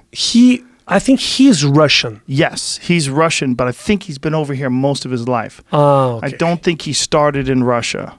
I think his whole idea, in Russia, they say, his whole thing. Yeah. Also, he was doing like a character. No, he speaks, he definitely speaks Russian. Okay. And he definitely is from Russia. But he definitely plays it up, too. And he, he's been over here forever. He has his own theater in, what is that place where those old folks live? Branson, Missouri. Yeah, it's like one of those weird, like super religious places. Oh, yeah. Like it's a strange area. It's a very strange, like you talk to people about it in Branson, Missouri, people go, ugh. Like it's not a place where like Dave Chappelle goes to play. Do you go to those places? No, I do not. No, I do not. There's only so many places I go. I don't have any time to. I don't want to. I'm not trying to run uphill. No. If you don't get it, that's all right. I'll go to Chicago. Okay. Yeah. I'll go somewhere where people get it. You have to. Yeah. Yeah. There's just. I don't have time. But now, all I concentrate on now, the ground's already been broken, right? I'm not breaking any new ground. All I'm trying to do is write good stuff, write good material, do good work, and I'm just trying to make people happy. I'm just trying to make them laugh. That's all I'm trying to do. I just try to, when they go and they get a babysitter and they come to a comedy club, I want to do my best. That's all I want to do. So that's all I think about. Do you still get a lot of like movie offers and? Yeah, I get offers for stuff, but I don't act. I don't do it anymore. Okay. I tried it a little bit. It's just not my thing. Okay. It just takes time. It's not necessary. And all my friends that do it, my friend Brian just called me from a movie set the other day. He goes, you're so right. Fuck this. He goes, I'm sitting in my trailer for 16 hours. He's like, I fucking hate this shit. I don't want to do this. I just got another offer for another movie that's not that good, and I don't want to do that either. You could do a movie and put so much effort and time into it, and no one will see it. Like maybe it'll be opposite some fucking big Avengers movie, and nobody goes to see your movie, and it's out of the movie theater in a week. And you're like, shit. Fuck, I spent so much time doing that. And no one cares. No one cares. The thing about movies, too, that's interesting is there's so many of them. It's not like you're ever going to see all the movies. There's so many movies, and every week there's new movies. If you really stop and think about how fucking insane that is, there must be thousands and thousands and thousands of movies. You can't possibly see them all. Like, if you just want to be entertained, like, you could see movies to the end of time. You could just sit in front of your fucking Netflix and just, till your eyes fall out of your head, watching movies. That's crazy. There's almost no need to make more movies. We're good. And it's crazy because, and it's crazy because movies are getting bigger and bigger and bigger and bigger because they have to bring you something that takes you out of your house. Yes, yeah. People don't go to the movie to watch Adam Sandler anymore. They want a fucking superhero kicking your face and coming in your neck. Yeah. That's what they want. They want fucking huge stuff. Yeah, there's that, but then people do need comedies, like Kevin Hart movies. They still sell really well. Like, people still want to see something funny. You know, people still need, that's one of the things about stand-up, and one of the things about funny movies too, is that people need a break from the grind of life. Life is a horrible grind. You know, it's fucking hard, man. Yeah. It's hard to pay your bills and get up every morning to a job you don't want to get up to, and maybe you're not even into being married anymore, and you got to fucking trudge through that because maybe you have children and you decide that it's better to stay for your children, and you're fucking living in hell, and your neighbor's a cunt, and the dog won't stop barking, and then you just need something. Just something. Give me something. Give me something funny. My friend, that's why I'm so optimistic in life. It's like, what a chance I have of pursuing my dream. Yeah. And doing comedy and making people laugh and having fun and don't have to sit in a fucking chair for 8 hours a day and with a job that I don't like. Because if you like to be an accountant, that's okay. Yeah. Be happy being an accountant. Sure. But it was never for me. Yeah. It was never for me? No, it was never for me either, or any comedian that I know. Everyone that I know was like doing something and living in hell until they decided to be a comedian or the thought of doing something else. But, you know, that's the path of life, right? The path of life is, for some people, what we do would be hell. You know, for some people that are introverts, or that they don't like attention, or they don't like public speaking, and they're not necessarily funny, what we do is hell. If you weren't a funny person, if you don't know how to make people laugh, and you have to go on stage and make people laugh every night, that's your job. Like, and you have to try hard, or there's some sort of pain involved. Fuck, that'd be hell. See, that was me. The last few shows that I did in Brazil, I felt heavy. Like everyone's watching you. Yeah, I felt the energy. I still have a very loyal audience, and they love me, and I love them. We still have that connection. But I felt exposed. And that's when you... This is after the baby fuck joke? Yeah, after me becoming a baby fucker. But at the time, that was funny, right? When you said it, everybody laughed. They laugh a lot. Yeah. But that was not the case, my friend. If you take this joke out of context and put it in a newspaper... Even me, when I read that, I was like, this guy is fucking, it's messed up. The rape joke that I did when I read on a newspaper, I was like... What was the rape joke? Ah, man, do you really want me to go there? Yeah, we referenced it so many times. It was bad. It was something like, I was watching on TV, and I'm not proud of that, okay? But I was watching on TV, this woman, and she was saying that she was raped, and it was bad. It was a very bad experience. She was crying, but the camera wasn't showing her face. It was just showing her mouth. And she has a huge mustache, like a fucking lot of hair. And I made this joke about this guy. This was a kind of a gift because she wouldn't have another opportunity or something. It wasn't good. But I did once. I was just testing the joke. Right. I was doing at 1:00 at night in my comedy club. It was like 20 people in the audience. So you're just fucking around. I was just fucking around. It was what I saw on TV. And so they were waiting for you to do something like that. And it was like this journalist was there, and he was doing a story for the Rolling Stone. Oof. And I was doing it was a story about me. And then the cover, it wasn't in the cover, but the picture of the Rolling Stone was me dressed as Jesus, like bleeding with a crown on my head. And that was in the text was this rape joke. It was the rape joke. I didn't even write the thing. I was just like talking with the audience. Right. But when that was taken out of context, it was hard for me to explain to them, okay, was me fucking around with like 20 people. Right. The people couldn't see the difference between me doing And it wasn't a good joke at all. It's not something that I'm proud of. But when you're on stage and you're testing, sometimes just shit comes up. Right. And I was testing boundaries as well. I think it was my duty to test some stuff. Yeah. There's things that you say where you're not thinking them out because you're ad-libbing in the moment and they come out and even you disagree with them as you're saying them. Of course. But this is part of the process of creating material, especially if there's 20 people in the crowd, it's late at night. Like you do things just to see. You go down doors, you open doors that you don't know what's in there. And sometimes you'll say something and then you'll have the fucking perfect line and it comes out of nowhere. And the only way you find out is if you take a chance. Doing it. Yeah. That's why I think it's unfair. And I was having a discussion with two great, big comedians about the Louis set that he did recently. Yeah. And I think you already talked about this, but the guy was testing stuff. Yeah. So how can you judge if the work is not done? It's not even close to done. He probably maybe did that bit once before, if that, you know? And the judgment was like, oh, he has to address what happened with him. I'm pretty sure he will, but not on that set. Maybe he didn't address on that set. That's not his special. Right. When he has his special, that's when he framed the thing. Okay, that's my work. Yeah. But if he's just testing stuff, you cannot judge by that. Well, the problem is now everybody wants to judge everything he does. And they want to find him and watch him. And so now he has to institute this cell phone policy at all the comedy clubs he works at where you have to take your phone and put it in a bag so that no one can get a hold of it. It's just, it's a real problem. He's got a real problem, and it's also a real problem for creating comedy, because if people don't understand that this is what comedy is about, that comedy is about improvisation and then boiling it down to what's good and then figuring out what's the best way to express an idea. Because sometimes you have an idea and you know there's something there, but you don't know how to say it. So you just take a chance on one way.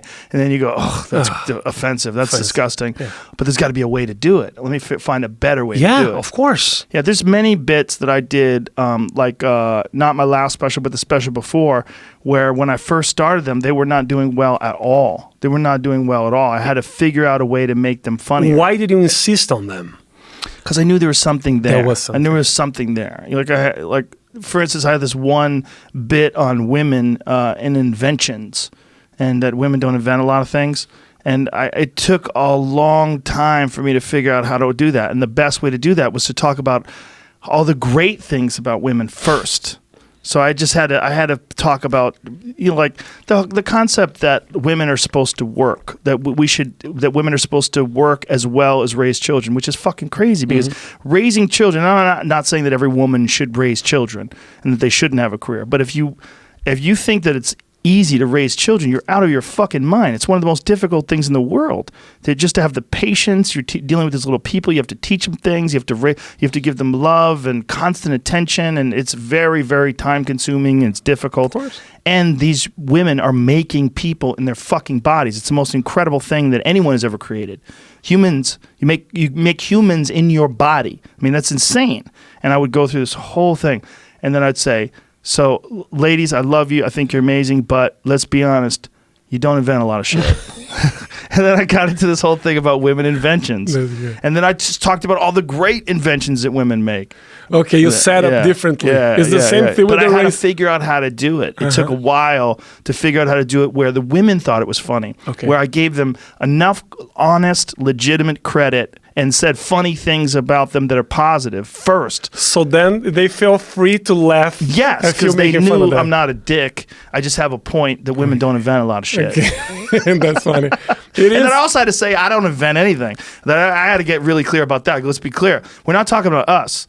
I go, look, I'm a fucking moron. I've never invented shit. And I'm guessing you're probably pretty dumb too, which is why you're here listening to me talk. I was like, we're not talking about us. Yeah. We're talking about inventors. It's funny, bro. And so I was trying to remove people from the tribal male versus female dynamic just to talk about the fact that in history, there have not been relatively a lot of women inventors. Got it. And so then they fell. Yeah, and then they laughed. Then it was funny. It was it worked out great. It was my closing bit. It's the same thing with this, the joke that translated from Portuguese to English. And I didn't have any problem doing this in Portuguese because we don't have that much talking about race and stuff. It was not that one, the N-word, but it was a joke that I used to do that I was like, I saw this guy with a T-shirt written 100% black. Because he was proud of his race, or 1%. I pointed to the palm of his hand and said 99%. And he smiled and I said 98%. So that was the joke that I was doing. Yeah. And I did this joke here, but I just translated. It's like this literal. Right. Yeah. So this is a case of joke that I translate. It works. Yeah. Because it's well written, has a good punchline. It's everything. But people felt very uncomfortable. Who? Not the black people, the people that sit around the black guy. That was. I thought it was funny because it wasn't him. He was like laughing. Also, do you think it's funny? Because all of those people, they didn't feel that they were entitled to laugh around you. Oh, right. So it was like this kind of uncomfortable. Right. But when I set up as, you know what? You talk about race too much, and we don't have that in Brazil. So sometimes there's some misunderstandings with me. I don't. So when I put myself in that position, then it's just a mistake. It's it's not racist. It's just I don't speak English. That's easy. That's when I get a. Yeah, that's when I'm free to do the same thing that you did. You set up in a different way. Well, that's a really interesting angle too. That really only someone from another country can pursue. This angle that like you have. The America has a different culture that you're used to. So there's probably so many differences. Oh yeah, there's a lot of differences. Fucking Kardashians. I don't know how you guys watch that shit. It's just like we don't either. It's like 4 chicks fucking hanging around, and we are like, I watch on TV. And they're so silly. There's nothing to it. The celebrity thing here, and fucking that's amazing, bro. Do you have Instagram celebrities and YouTube celebrities in Brazil like that? Yeah, same kind of thing. Yeah, we do have. Yeah, we do have a lot of them.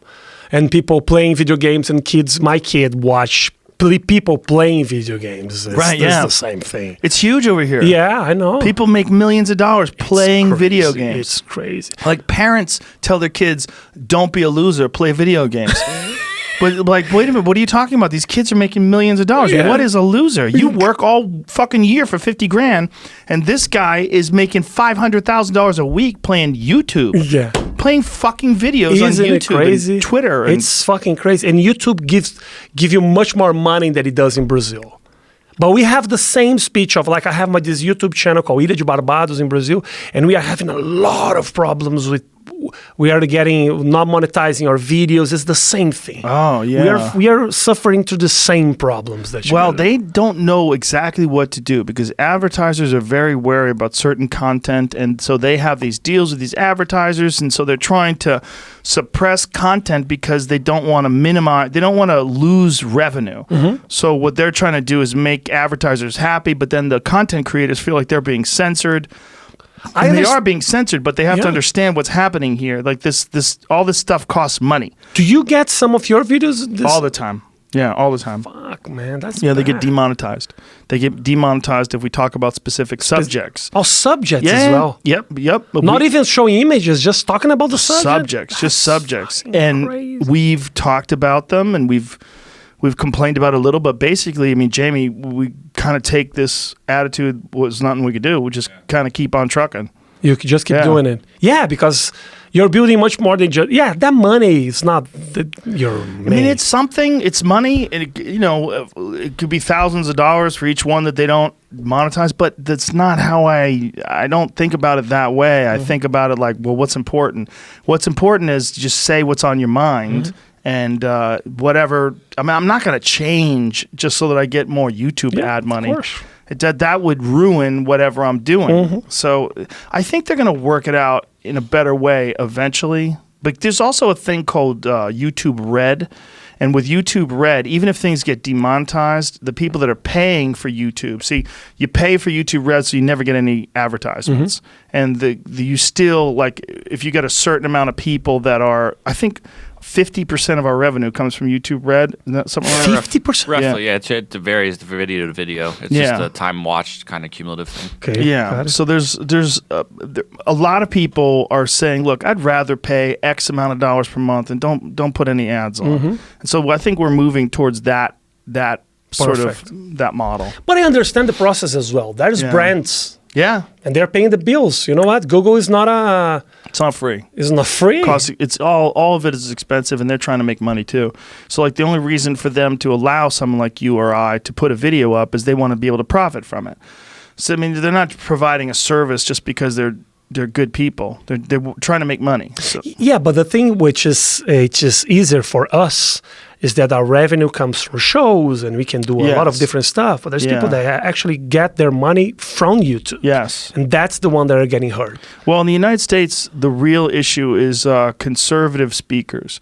Because all these tech companies, whether it's YouTube or Facebook or what have you, they all lean left. They're all very left-wing.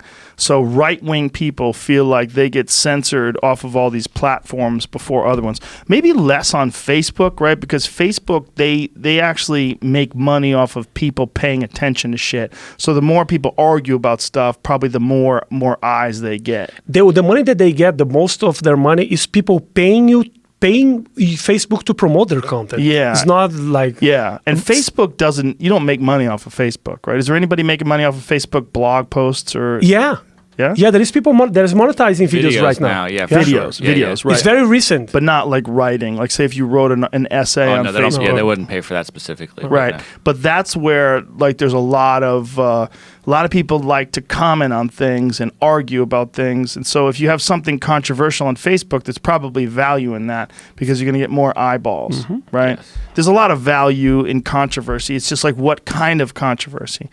So for YouTube, the big thing is they like if you have like specifically Twitter's been they've had big issues with it. Instagram not so much with conservative people, right? You don't hear that as much? I don't think so, no. It's more of a Twitter, YouTube thing. And it's conservatives feel like they're being pushed out because almost overwhelmingly all the tech companies are liberal. They're all very left-wing and very pro-gay rights, trans rights. Like there's an example of this one woman who's a feminist who said that a woman is not a man or a man is not a woman. So like a trans woman, a man who used to be a man and turned into a woman, her take is a man is never a woman. Okay. And so they told her, you got to remove this. She removed it and then apparently took a screenshot of it and posted it up again. She was like, okay, I'll delete that. And she took a screenshot and then posted it again, like, fuck you. Okay. And so then they banned her for life. And now she's suing that woman, Megan, what is her name? I forget her. Here, I got it right here. Because someone just sent me something. Sam Harris just sent me something about it today. Her name is Megan Murphy. So she's a feminist, and she's just like, look, you can't just become a woman. Fuck off. No. And so they're like, you're banned for life. And then everybody's like, well, you're crazy. You can't ban her. Well, she's got an opinion. How come she can't have that opinion? Like, if that's a biological opinion. I mean, it might be controversial. It might be rude. It might be insensitive. But it's the same process, Joe. It's the same thing that I lived in Brazil. It's like if the sponsor doesn't want you to say that, how can you argue? I don't think that's a sponsor issue because this is Twitter. Because I don't think that's a sponsor issue. I think this is a left-wing corporation who's do you decided... think it's just about... Okay. Yeah, they've decided to censor certain type of speech that they think is offensive. And she was apparently saying it to the person who was a trans person, like a man is never a woman. And by saying that to the trans person, they're saying that it was like targeted harassment. But don't you think that at the end of the process, it is about money? Because do you think Twitter cared that much? I saw the Twitter guy here. For me, it didn't look like he cared about the speech side of things because they are companies. So they have to pay their bills and they have to bring sponsors, and even brands are more left-sided here in this country. Well, because that's where it's sensitive, right? Because that's where you can get boycotted. I think there's definitely something to what you're saying there, but I think also, if you're the CEO of a major corporation like Twitter or something like that, you're responsible to your stockholders. You're responsible to all the people that work on the board. If you want to stay CEO, you got to continue to make more and more money every year. You got to bring more people to the platform, make the platform more popular, make more money. And in their eyes, the way to do that and to maximize that is to limit harassment, limit things. So these are our social decisions, but they're also business strategies. They're two different things together at the same time. different. Yeah, so it's fucking complex, It's man. tricky. Yeah, and they don't know what the fuck they're doing. This is uncharted territory. I know. There's never been a thing like Twitter before. There's never been a thing like Facebook before. We're complete uncharted territory in 2019. But it's amazing, man. It is amazing to see people like you and me creating our own channels. We are our own NBCs. Oh yeah. So we don't have to depend on that much. You feel free. That's when creativity comes up. That's when people start to be creative. That's when new stuff. So it becomes a threat as well. Well, when you stop and think about the sheer impact, like what was the number that our channel got in terms of minutes watched? What was that number? Looked for last year it was 16.1 billion minutes watched. That's more than every human on the planet watching a minute. Think of that. Isn't it crazy? It's way more. That's more than double every human on the planet watching for a minute. Wow, fuck, man. Yeah, I guess you have some fans. But that's not even that. It's just that's the impact. The impact of that is insane. You know, negative and positive, pro and con, all of it, the whole thing. It's like the amount of content that gets put out there and the amount of interactions and the amount of debate that comes from that content. It's just, it doesn't make any sense. And for me, the only thing I can do is just walk away. I don't know what the fuck's going on. I just throw it out there and get the fuck away from it. You don't read anything. I don't read shit. I couldn't. You don't? No, you get caught up in all of it. You would get caught up in the negative, or maybe even worse, caught up in the positive. Oh yeah. People kiss your ass, you start believing it. So I try to be humble, and if there's an overwhelming negative reaction, I hear about it, and then I try to adjust and address it and respect. I'm in this unique position where I do have this weird sort of platform. I saw you talking about that you thought that you weren't that informed to do the Twitter guy. Yeah, that's why I brought Tim Pool in, because Tim is he's a good friend as well. I met him in Brazil. Yeah. He went there to cover our protests. Oh, really? Yeah. No, he's a legitimate, investigative, independent journalist and a real honorable guy and honest and intelligent and well-informed. So I knew he was the perfect guy. And we're going to do some other things, he and I. We got something that's going to blow people away when that happens. That's good, man. Yeah. He sent me a message yesterday. Oh, I saw that you're going on Rogan's. I was like, yeah.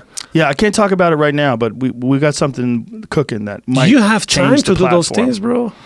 I have time to do some things. I have time to do some things. You don't have time, man. Focus on your kids, man. I do. Well, they're in school right now. See, the thing is, all this happens while they're in school, and then comedy happens while they're asleep. See, I have it down to a science. You do? Yeah. So what it is they go to school. Okay. I get up with them. Either I take them to school or my wife takes them to school, and then I go either work out, either I do yoga or lift weights or jiu-jitsu or whatever in the morning. Then I come here, I'm done in the afternoon. Then I hang out with them until it's time to eat. We eat dinner, and then after dinner, they go to bed. They go to bed like 8 o'clock. I don't do a set until 10. So I leave the house after that, and then, I can go there. My wife is happy to get rid of me. And then I go to the Comedy Store, hang out, and then so it works. I got it down to a science. Nice. Yeah. I wanted, that's the life that I wanted. Unfortunately, my wife left me because... Well, we were talking about that, if you want to talk about that. I do. I don't care. It's okay. Because it's kind of a crazy story. I actually say this on stages on my Netflix special. Oh, really? Yeah. Yeah. And my wife left me for a cult. She joined a cult. It was crazy. It was, bro. It was, man. But it's like one of those self-help cults, yes. right? Yeah. But it is a cult. There's a lot of cults. It's very dangerous when one person starts telling another person how you must live your life. Yes. These are the principles. This is what you have to do. You have to leave your family. You have to quit your job. You have to change the way you dress. You have to change the way you talk. You have to do this and do that. When someone tells you that and they get a mass group of people to do things like that, it becomes very dangerous. Sometimes it's not that direct. Right. Sometimes it's just like, okay, what was difficult is that her cult was teaching her that you gotta love everybody the same, which is awesome if you think about it. Jesus did that. I think was the only one who did that. Right. Jesus was the only one who was like, I don't care. I'm not going to have kids. Right. I'm going to date this prostitute over here, and that's okay. Right. That was his life. And for when you learn that you when you learn that you have to love everybody the same, why are you going to focus on just one man in a marriage and you have to go home and you kind of live your life to yourself? Or maybe she didn't love me anymore and I'm fucking blaming the cult. Or maybe that Could be that too. That's what happened. Well, some people are very easily influenced. You know, that is a real issue. And I worry about that sometimes when I talk to people, because like some people say, hey man, well, they say, hey, you changed my life. I'm like, listen, motherfucker, I didn't change shit. You changed your life. Yeah. I go, I don't even know you. I did not change your life. Don't listen to me. All I'm doing is talking to a bunch of people. All of these people have something to offer. Everyone has something to offer, but it's not me. I'm an antenna. Okay, I mean, if I'm saying something that resonates with you and it helps you, I'm very happy. But don't listen to me like I know everything. Don't I think it's awesome that you do that, but because you know the power that this have and how you could actually influence, be influenced in their lives. But you have to be very careful of people that do tell you that they have the answers and they're the one and they're the smart ones, and you need to listen to them because those people are fucking dangerous because they can get you to do things that are irreversible. They can get you to leave your family. They can get you to, to join this fucking commune and give up all your worldly belongings. Then you realize years later, they're fucking crazy. Like that Wild Wild Country documentary that we were talking about. That's crazy. They didn't realize. I mean, these people were Hollywood fucking executives and producers, millionaires, people that look like on paper they have their life in order, and they want to go and wear the red clothes and the beads and be a part of this fucking movement. People need a reason to live. People need the explanation for things that they cannot explain. Yep. And when there's someone that thinks that they know the answers, they can lie because it's easy. It's not going to have someone that is going to say if it's true or not. Yeah. That's also the danger of a platform. And that's the danger of something like even this podcast. The danger of any platform. Anytime we have one person that's talking in front of a microphone and everyone else is listening, it's a weird position to be in. And you hear this person through your earphones or through your computer screen, and you start thinking that they're making sense and that they're right because there's no one to counter what they're saying in front of them. There's no one with opposing opinions.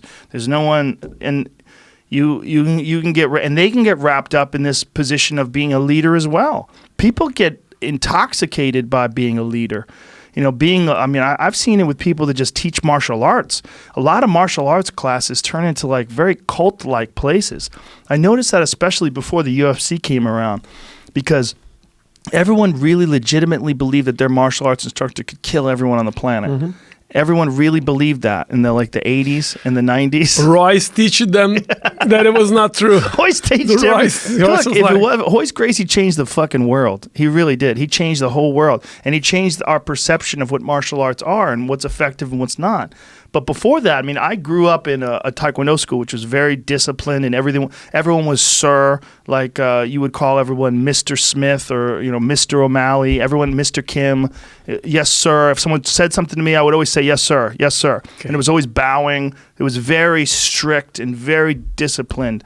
And I came from a very good school, but I was around a lot of schools that weren't good. I saw a lot of very cult-like behavior. There was a lot of men who would take advantage sexually of their students, and they would do weird shit to their students, and it was almost like running a little sex cult. You're talking about your instructors. School or the not my school. Jiu-jitsu no, karate schools. The karate schools, okay. Kung fu schools. That's crazy. We all knew about that. And some of them wound up going to jail. I knew guys that went to jail. They went to jail for rape. Yeah. And there was people that they were in these positions of power where their students looked at them like a god and they took advantage of it. And this is the same thing. It's the same thing as what we're talking about here. When one person has too much power and influence on a platform, one of the beautiful things about jiu-jitsu is its informality. Like my instructor, Jean-Jacques Machado, he's the friendliest, nicest guy. He's a world champion. He's super respected by all, but when you meet him, it's like, hey, how are you? It's all hugs and claps.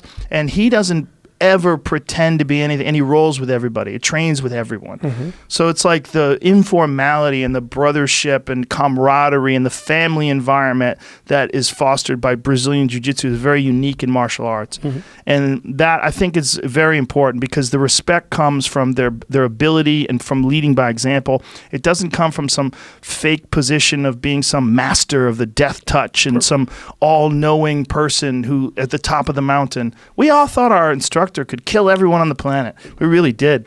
And when the UFC came along, for a lot of people, that was just a bucket of cold water thrown in your face, like, whoa, that little skinny guy just choked out all those big giant people. Like, what the fuck, man? So they were doing that for a long time in Brazil, like in beaches and going to houses and going to gyms and just kicking people's faces.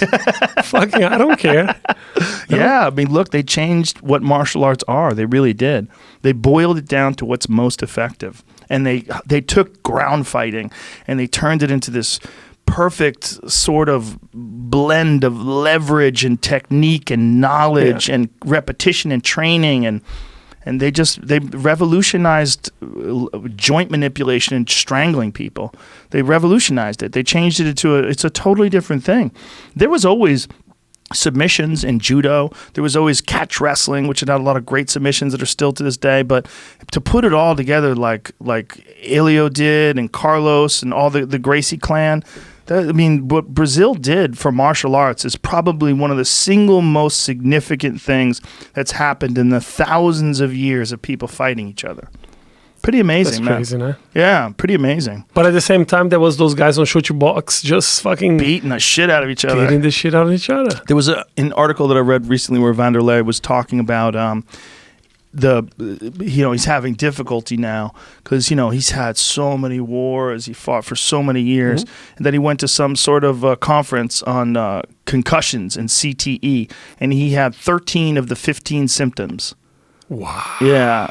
Yeah, and he was talking about how he forgets things, he's impulsive, all these different symptoms he had, and then the very next thing he said is, "But I want to fight Vitor Belfort." He's like, fuck it. Vanderlei's crazy. He went to my talk show, and he's crazy. He decided not to go like 2 minutes before he goes, and he changed his mind. And he's sweet, but at the same time, he's right wing. Now he was just. He tried to go. He became a politician. Really? He went to be elected, but nobody voted on him. People just liked him. People didn't want him to see on like Congress or something. That's good. Brazil gets it. Because in America, it's dangerous. Now it happens in Brazil too. Does it? Of course, yeah. Do you have celebrities that run for office? Of course, yeah. One of our most famous congressmen was a Big Brother. Oh no! It was a Big Brother. That Big Brother show is so ridiculous. That's the worst way to become a celebrity. One of the most watched shows in Brazil. That's crazy. I don't think people watch that much here. Do they? I don't know anymore. They Still? I think so for sure. Well, the crazy thing was Omarosa. Omarosa, who was one of the big... She was a big staff in the White House. Apprentice. Yeah. Before that, she was on Fear Factor.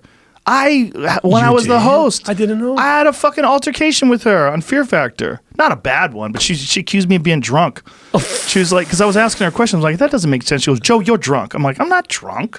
You can't just say I'm drunk." She was ridiculous. She was the Fear Factor before The Apprentice. No, she was on something else first, before The Apprentice. I think that was it. Was she on The Apprentice and then Fear Factor? Yeah, Come on. Yeah. Was Fear Factor before The Apprentice or same The time? Apprentice I'm before pretty Fear sure she got Factor? famous for being on The Apprentice. She was on like the second season, maybe. Yeah, I remember. Why did I think she was on another show first and then The Apprentice? She went to another reality show after The Apprentice. I don't know who I remember that. Yeah. Well, the crazy thing is she went from the White House to Big Brother. She was actually on the first season of The Apprentice. Oh, so that's probably like what year was that? Doesn't say. So she was on Celebrity Fear Factor. We had a 2003, 2004. 2003. Okay, so she must have been on Fear Factor like 2005. She was nice though. She's just, but she told me I was drunk. I was like, what? She wasn't elected, right? She wasn't running. No. She was appointed by Trump. But Trump gave. So here's what's fucked up. That's crazy. Here's what's really. I was reading an article about the problems with what she did.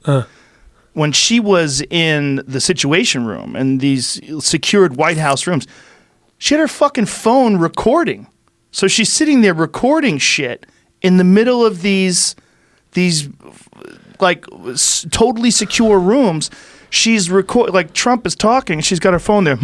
Interesting. And she's recording everything on her fucking phone. So she has like hours and hours of footage of recordings, rather, which you're not supposed to do. It's like you could literally Russians and Chinese and the Iranians and anybody that wants to tune in could hack into her fucking phone, turn the microphone on, and this is absolute proven technology. And they're using that to listen in the middle of the Situation Room. So if there's some sort of top secret shit that's going on, some foreign entity could be listening in through her phone while she's recording. I don't think they need ignorant. I don't think they need all of that. They just call Trump and ask what happened.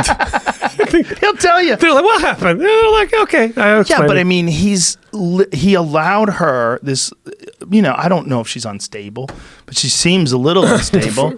That's such a very dangerous thing to do. You're not even supposed to bring your fucking phone into those rooms. And for her to be recording everything. That's crazy. So crazy. It is, right? But it's so selfish too. Like if you are acting in the best, you're in a position when you're working for the White House, you're working for Donald Trump. He's the president of the United States, the biggest superpower in the fucking world. And you're just recording things. Like, God, I know that you want to serve yourself.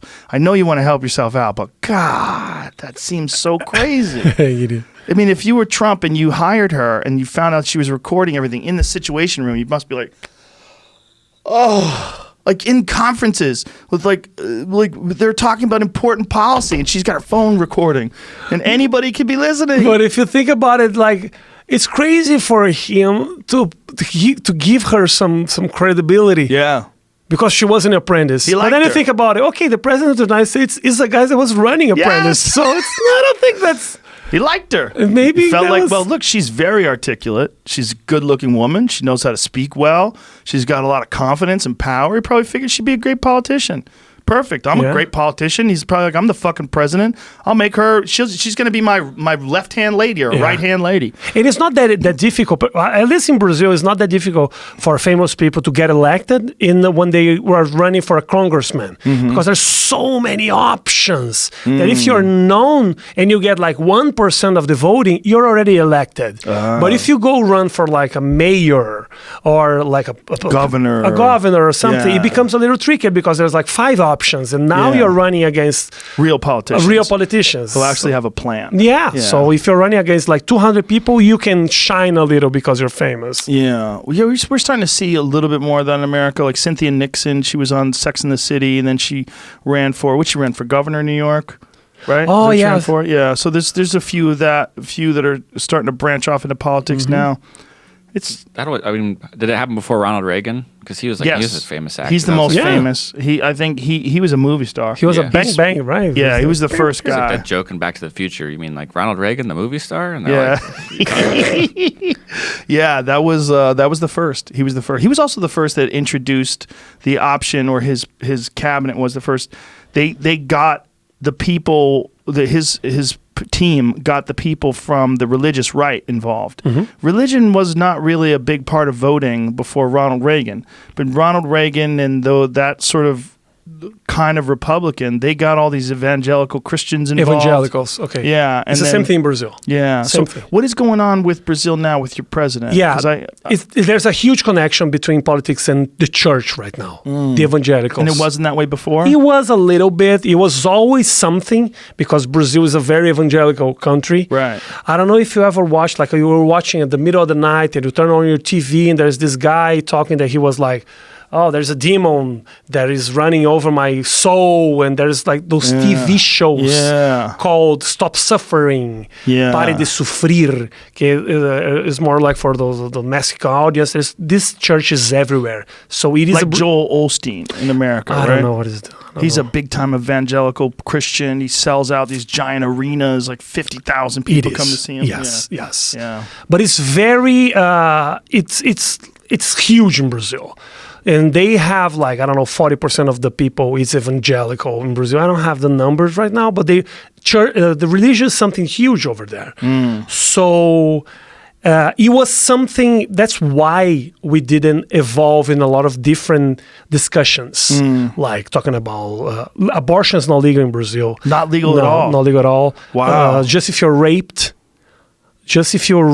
or if your kid has like a deformity, then you can have an abortion. If the woman's life is threatened by the birth. Yeah. Yes, that's the only cases. Wow. And that discussion was never happened because everybody's religious. If you do like, how do you say when you go public and you ask something to the people? Like, do you have this here? It's just like you have a kind of a test. We have this in Brazil. I don't know how do you say this in English. A test. Yeah, it's just a test. So are you against abortion or a poll? A poll. Okay, like an opinion poll. Yes, my second language, so sometimes I miss a word or two. Yeah, I miss it. That's my only language.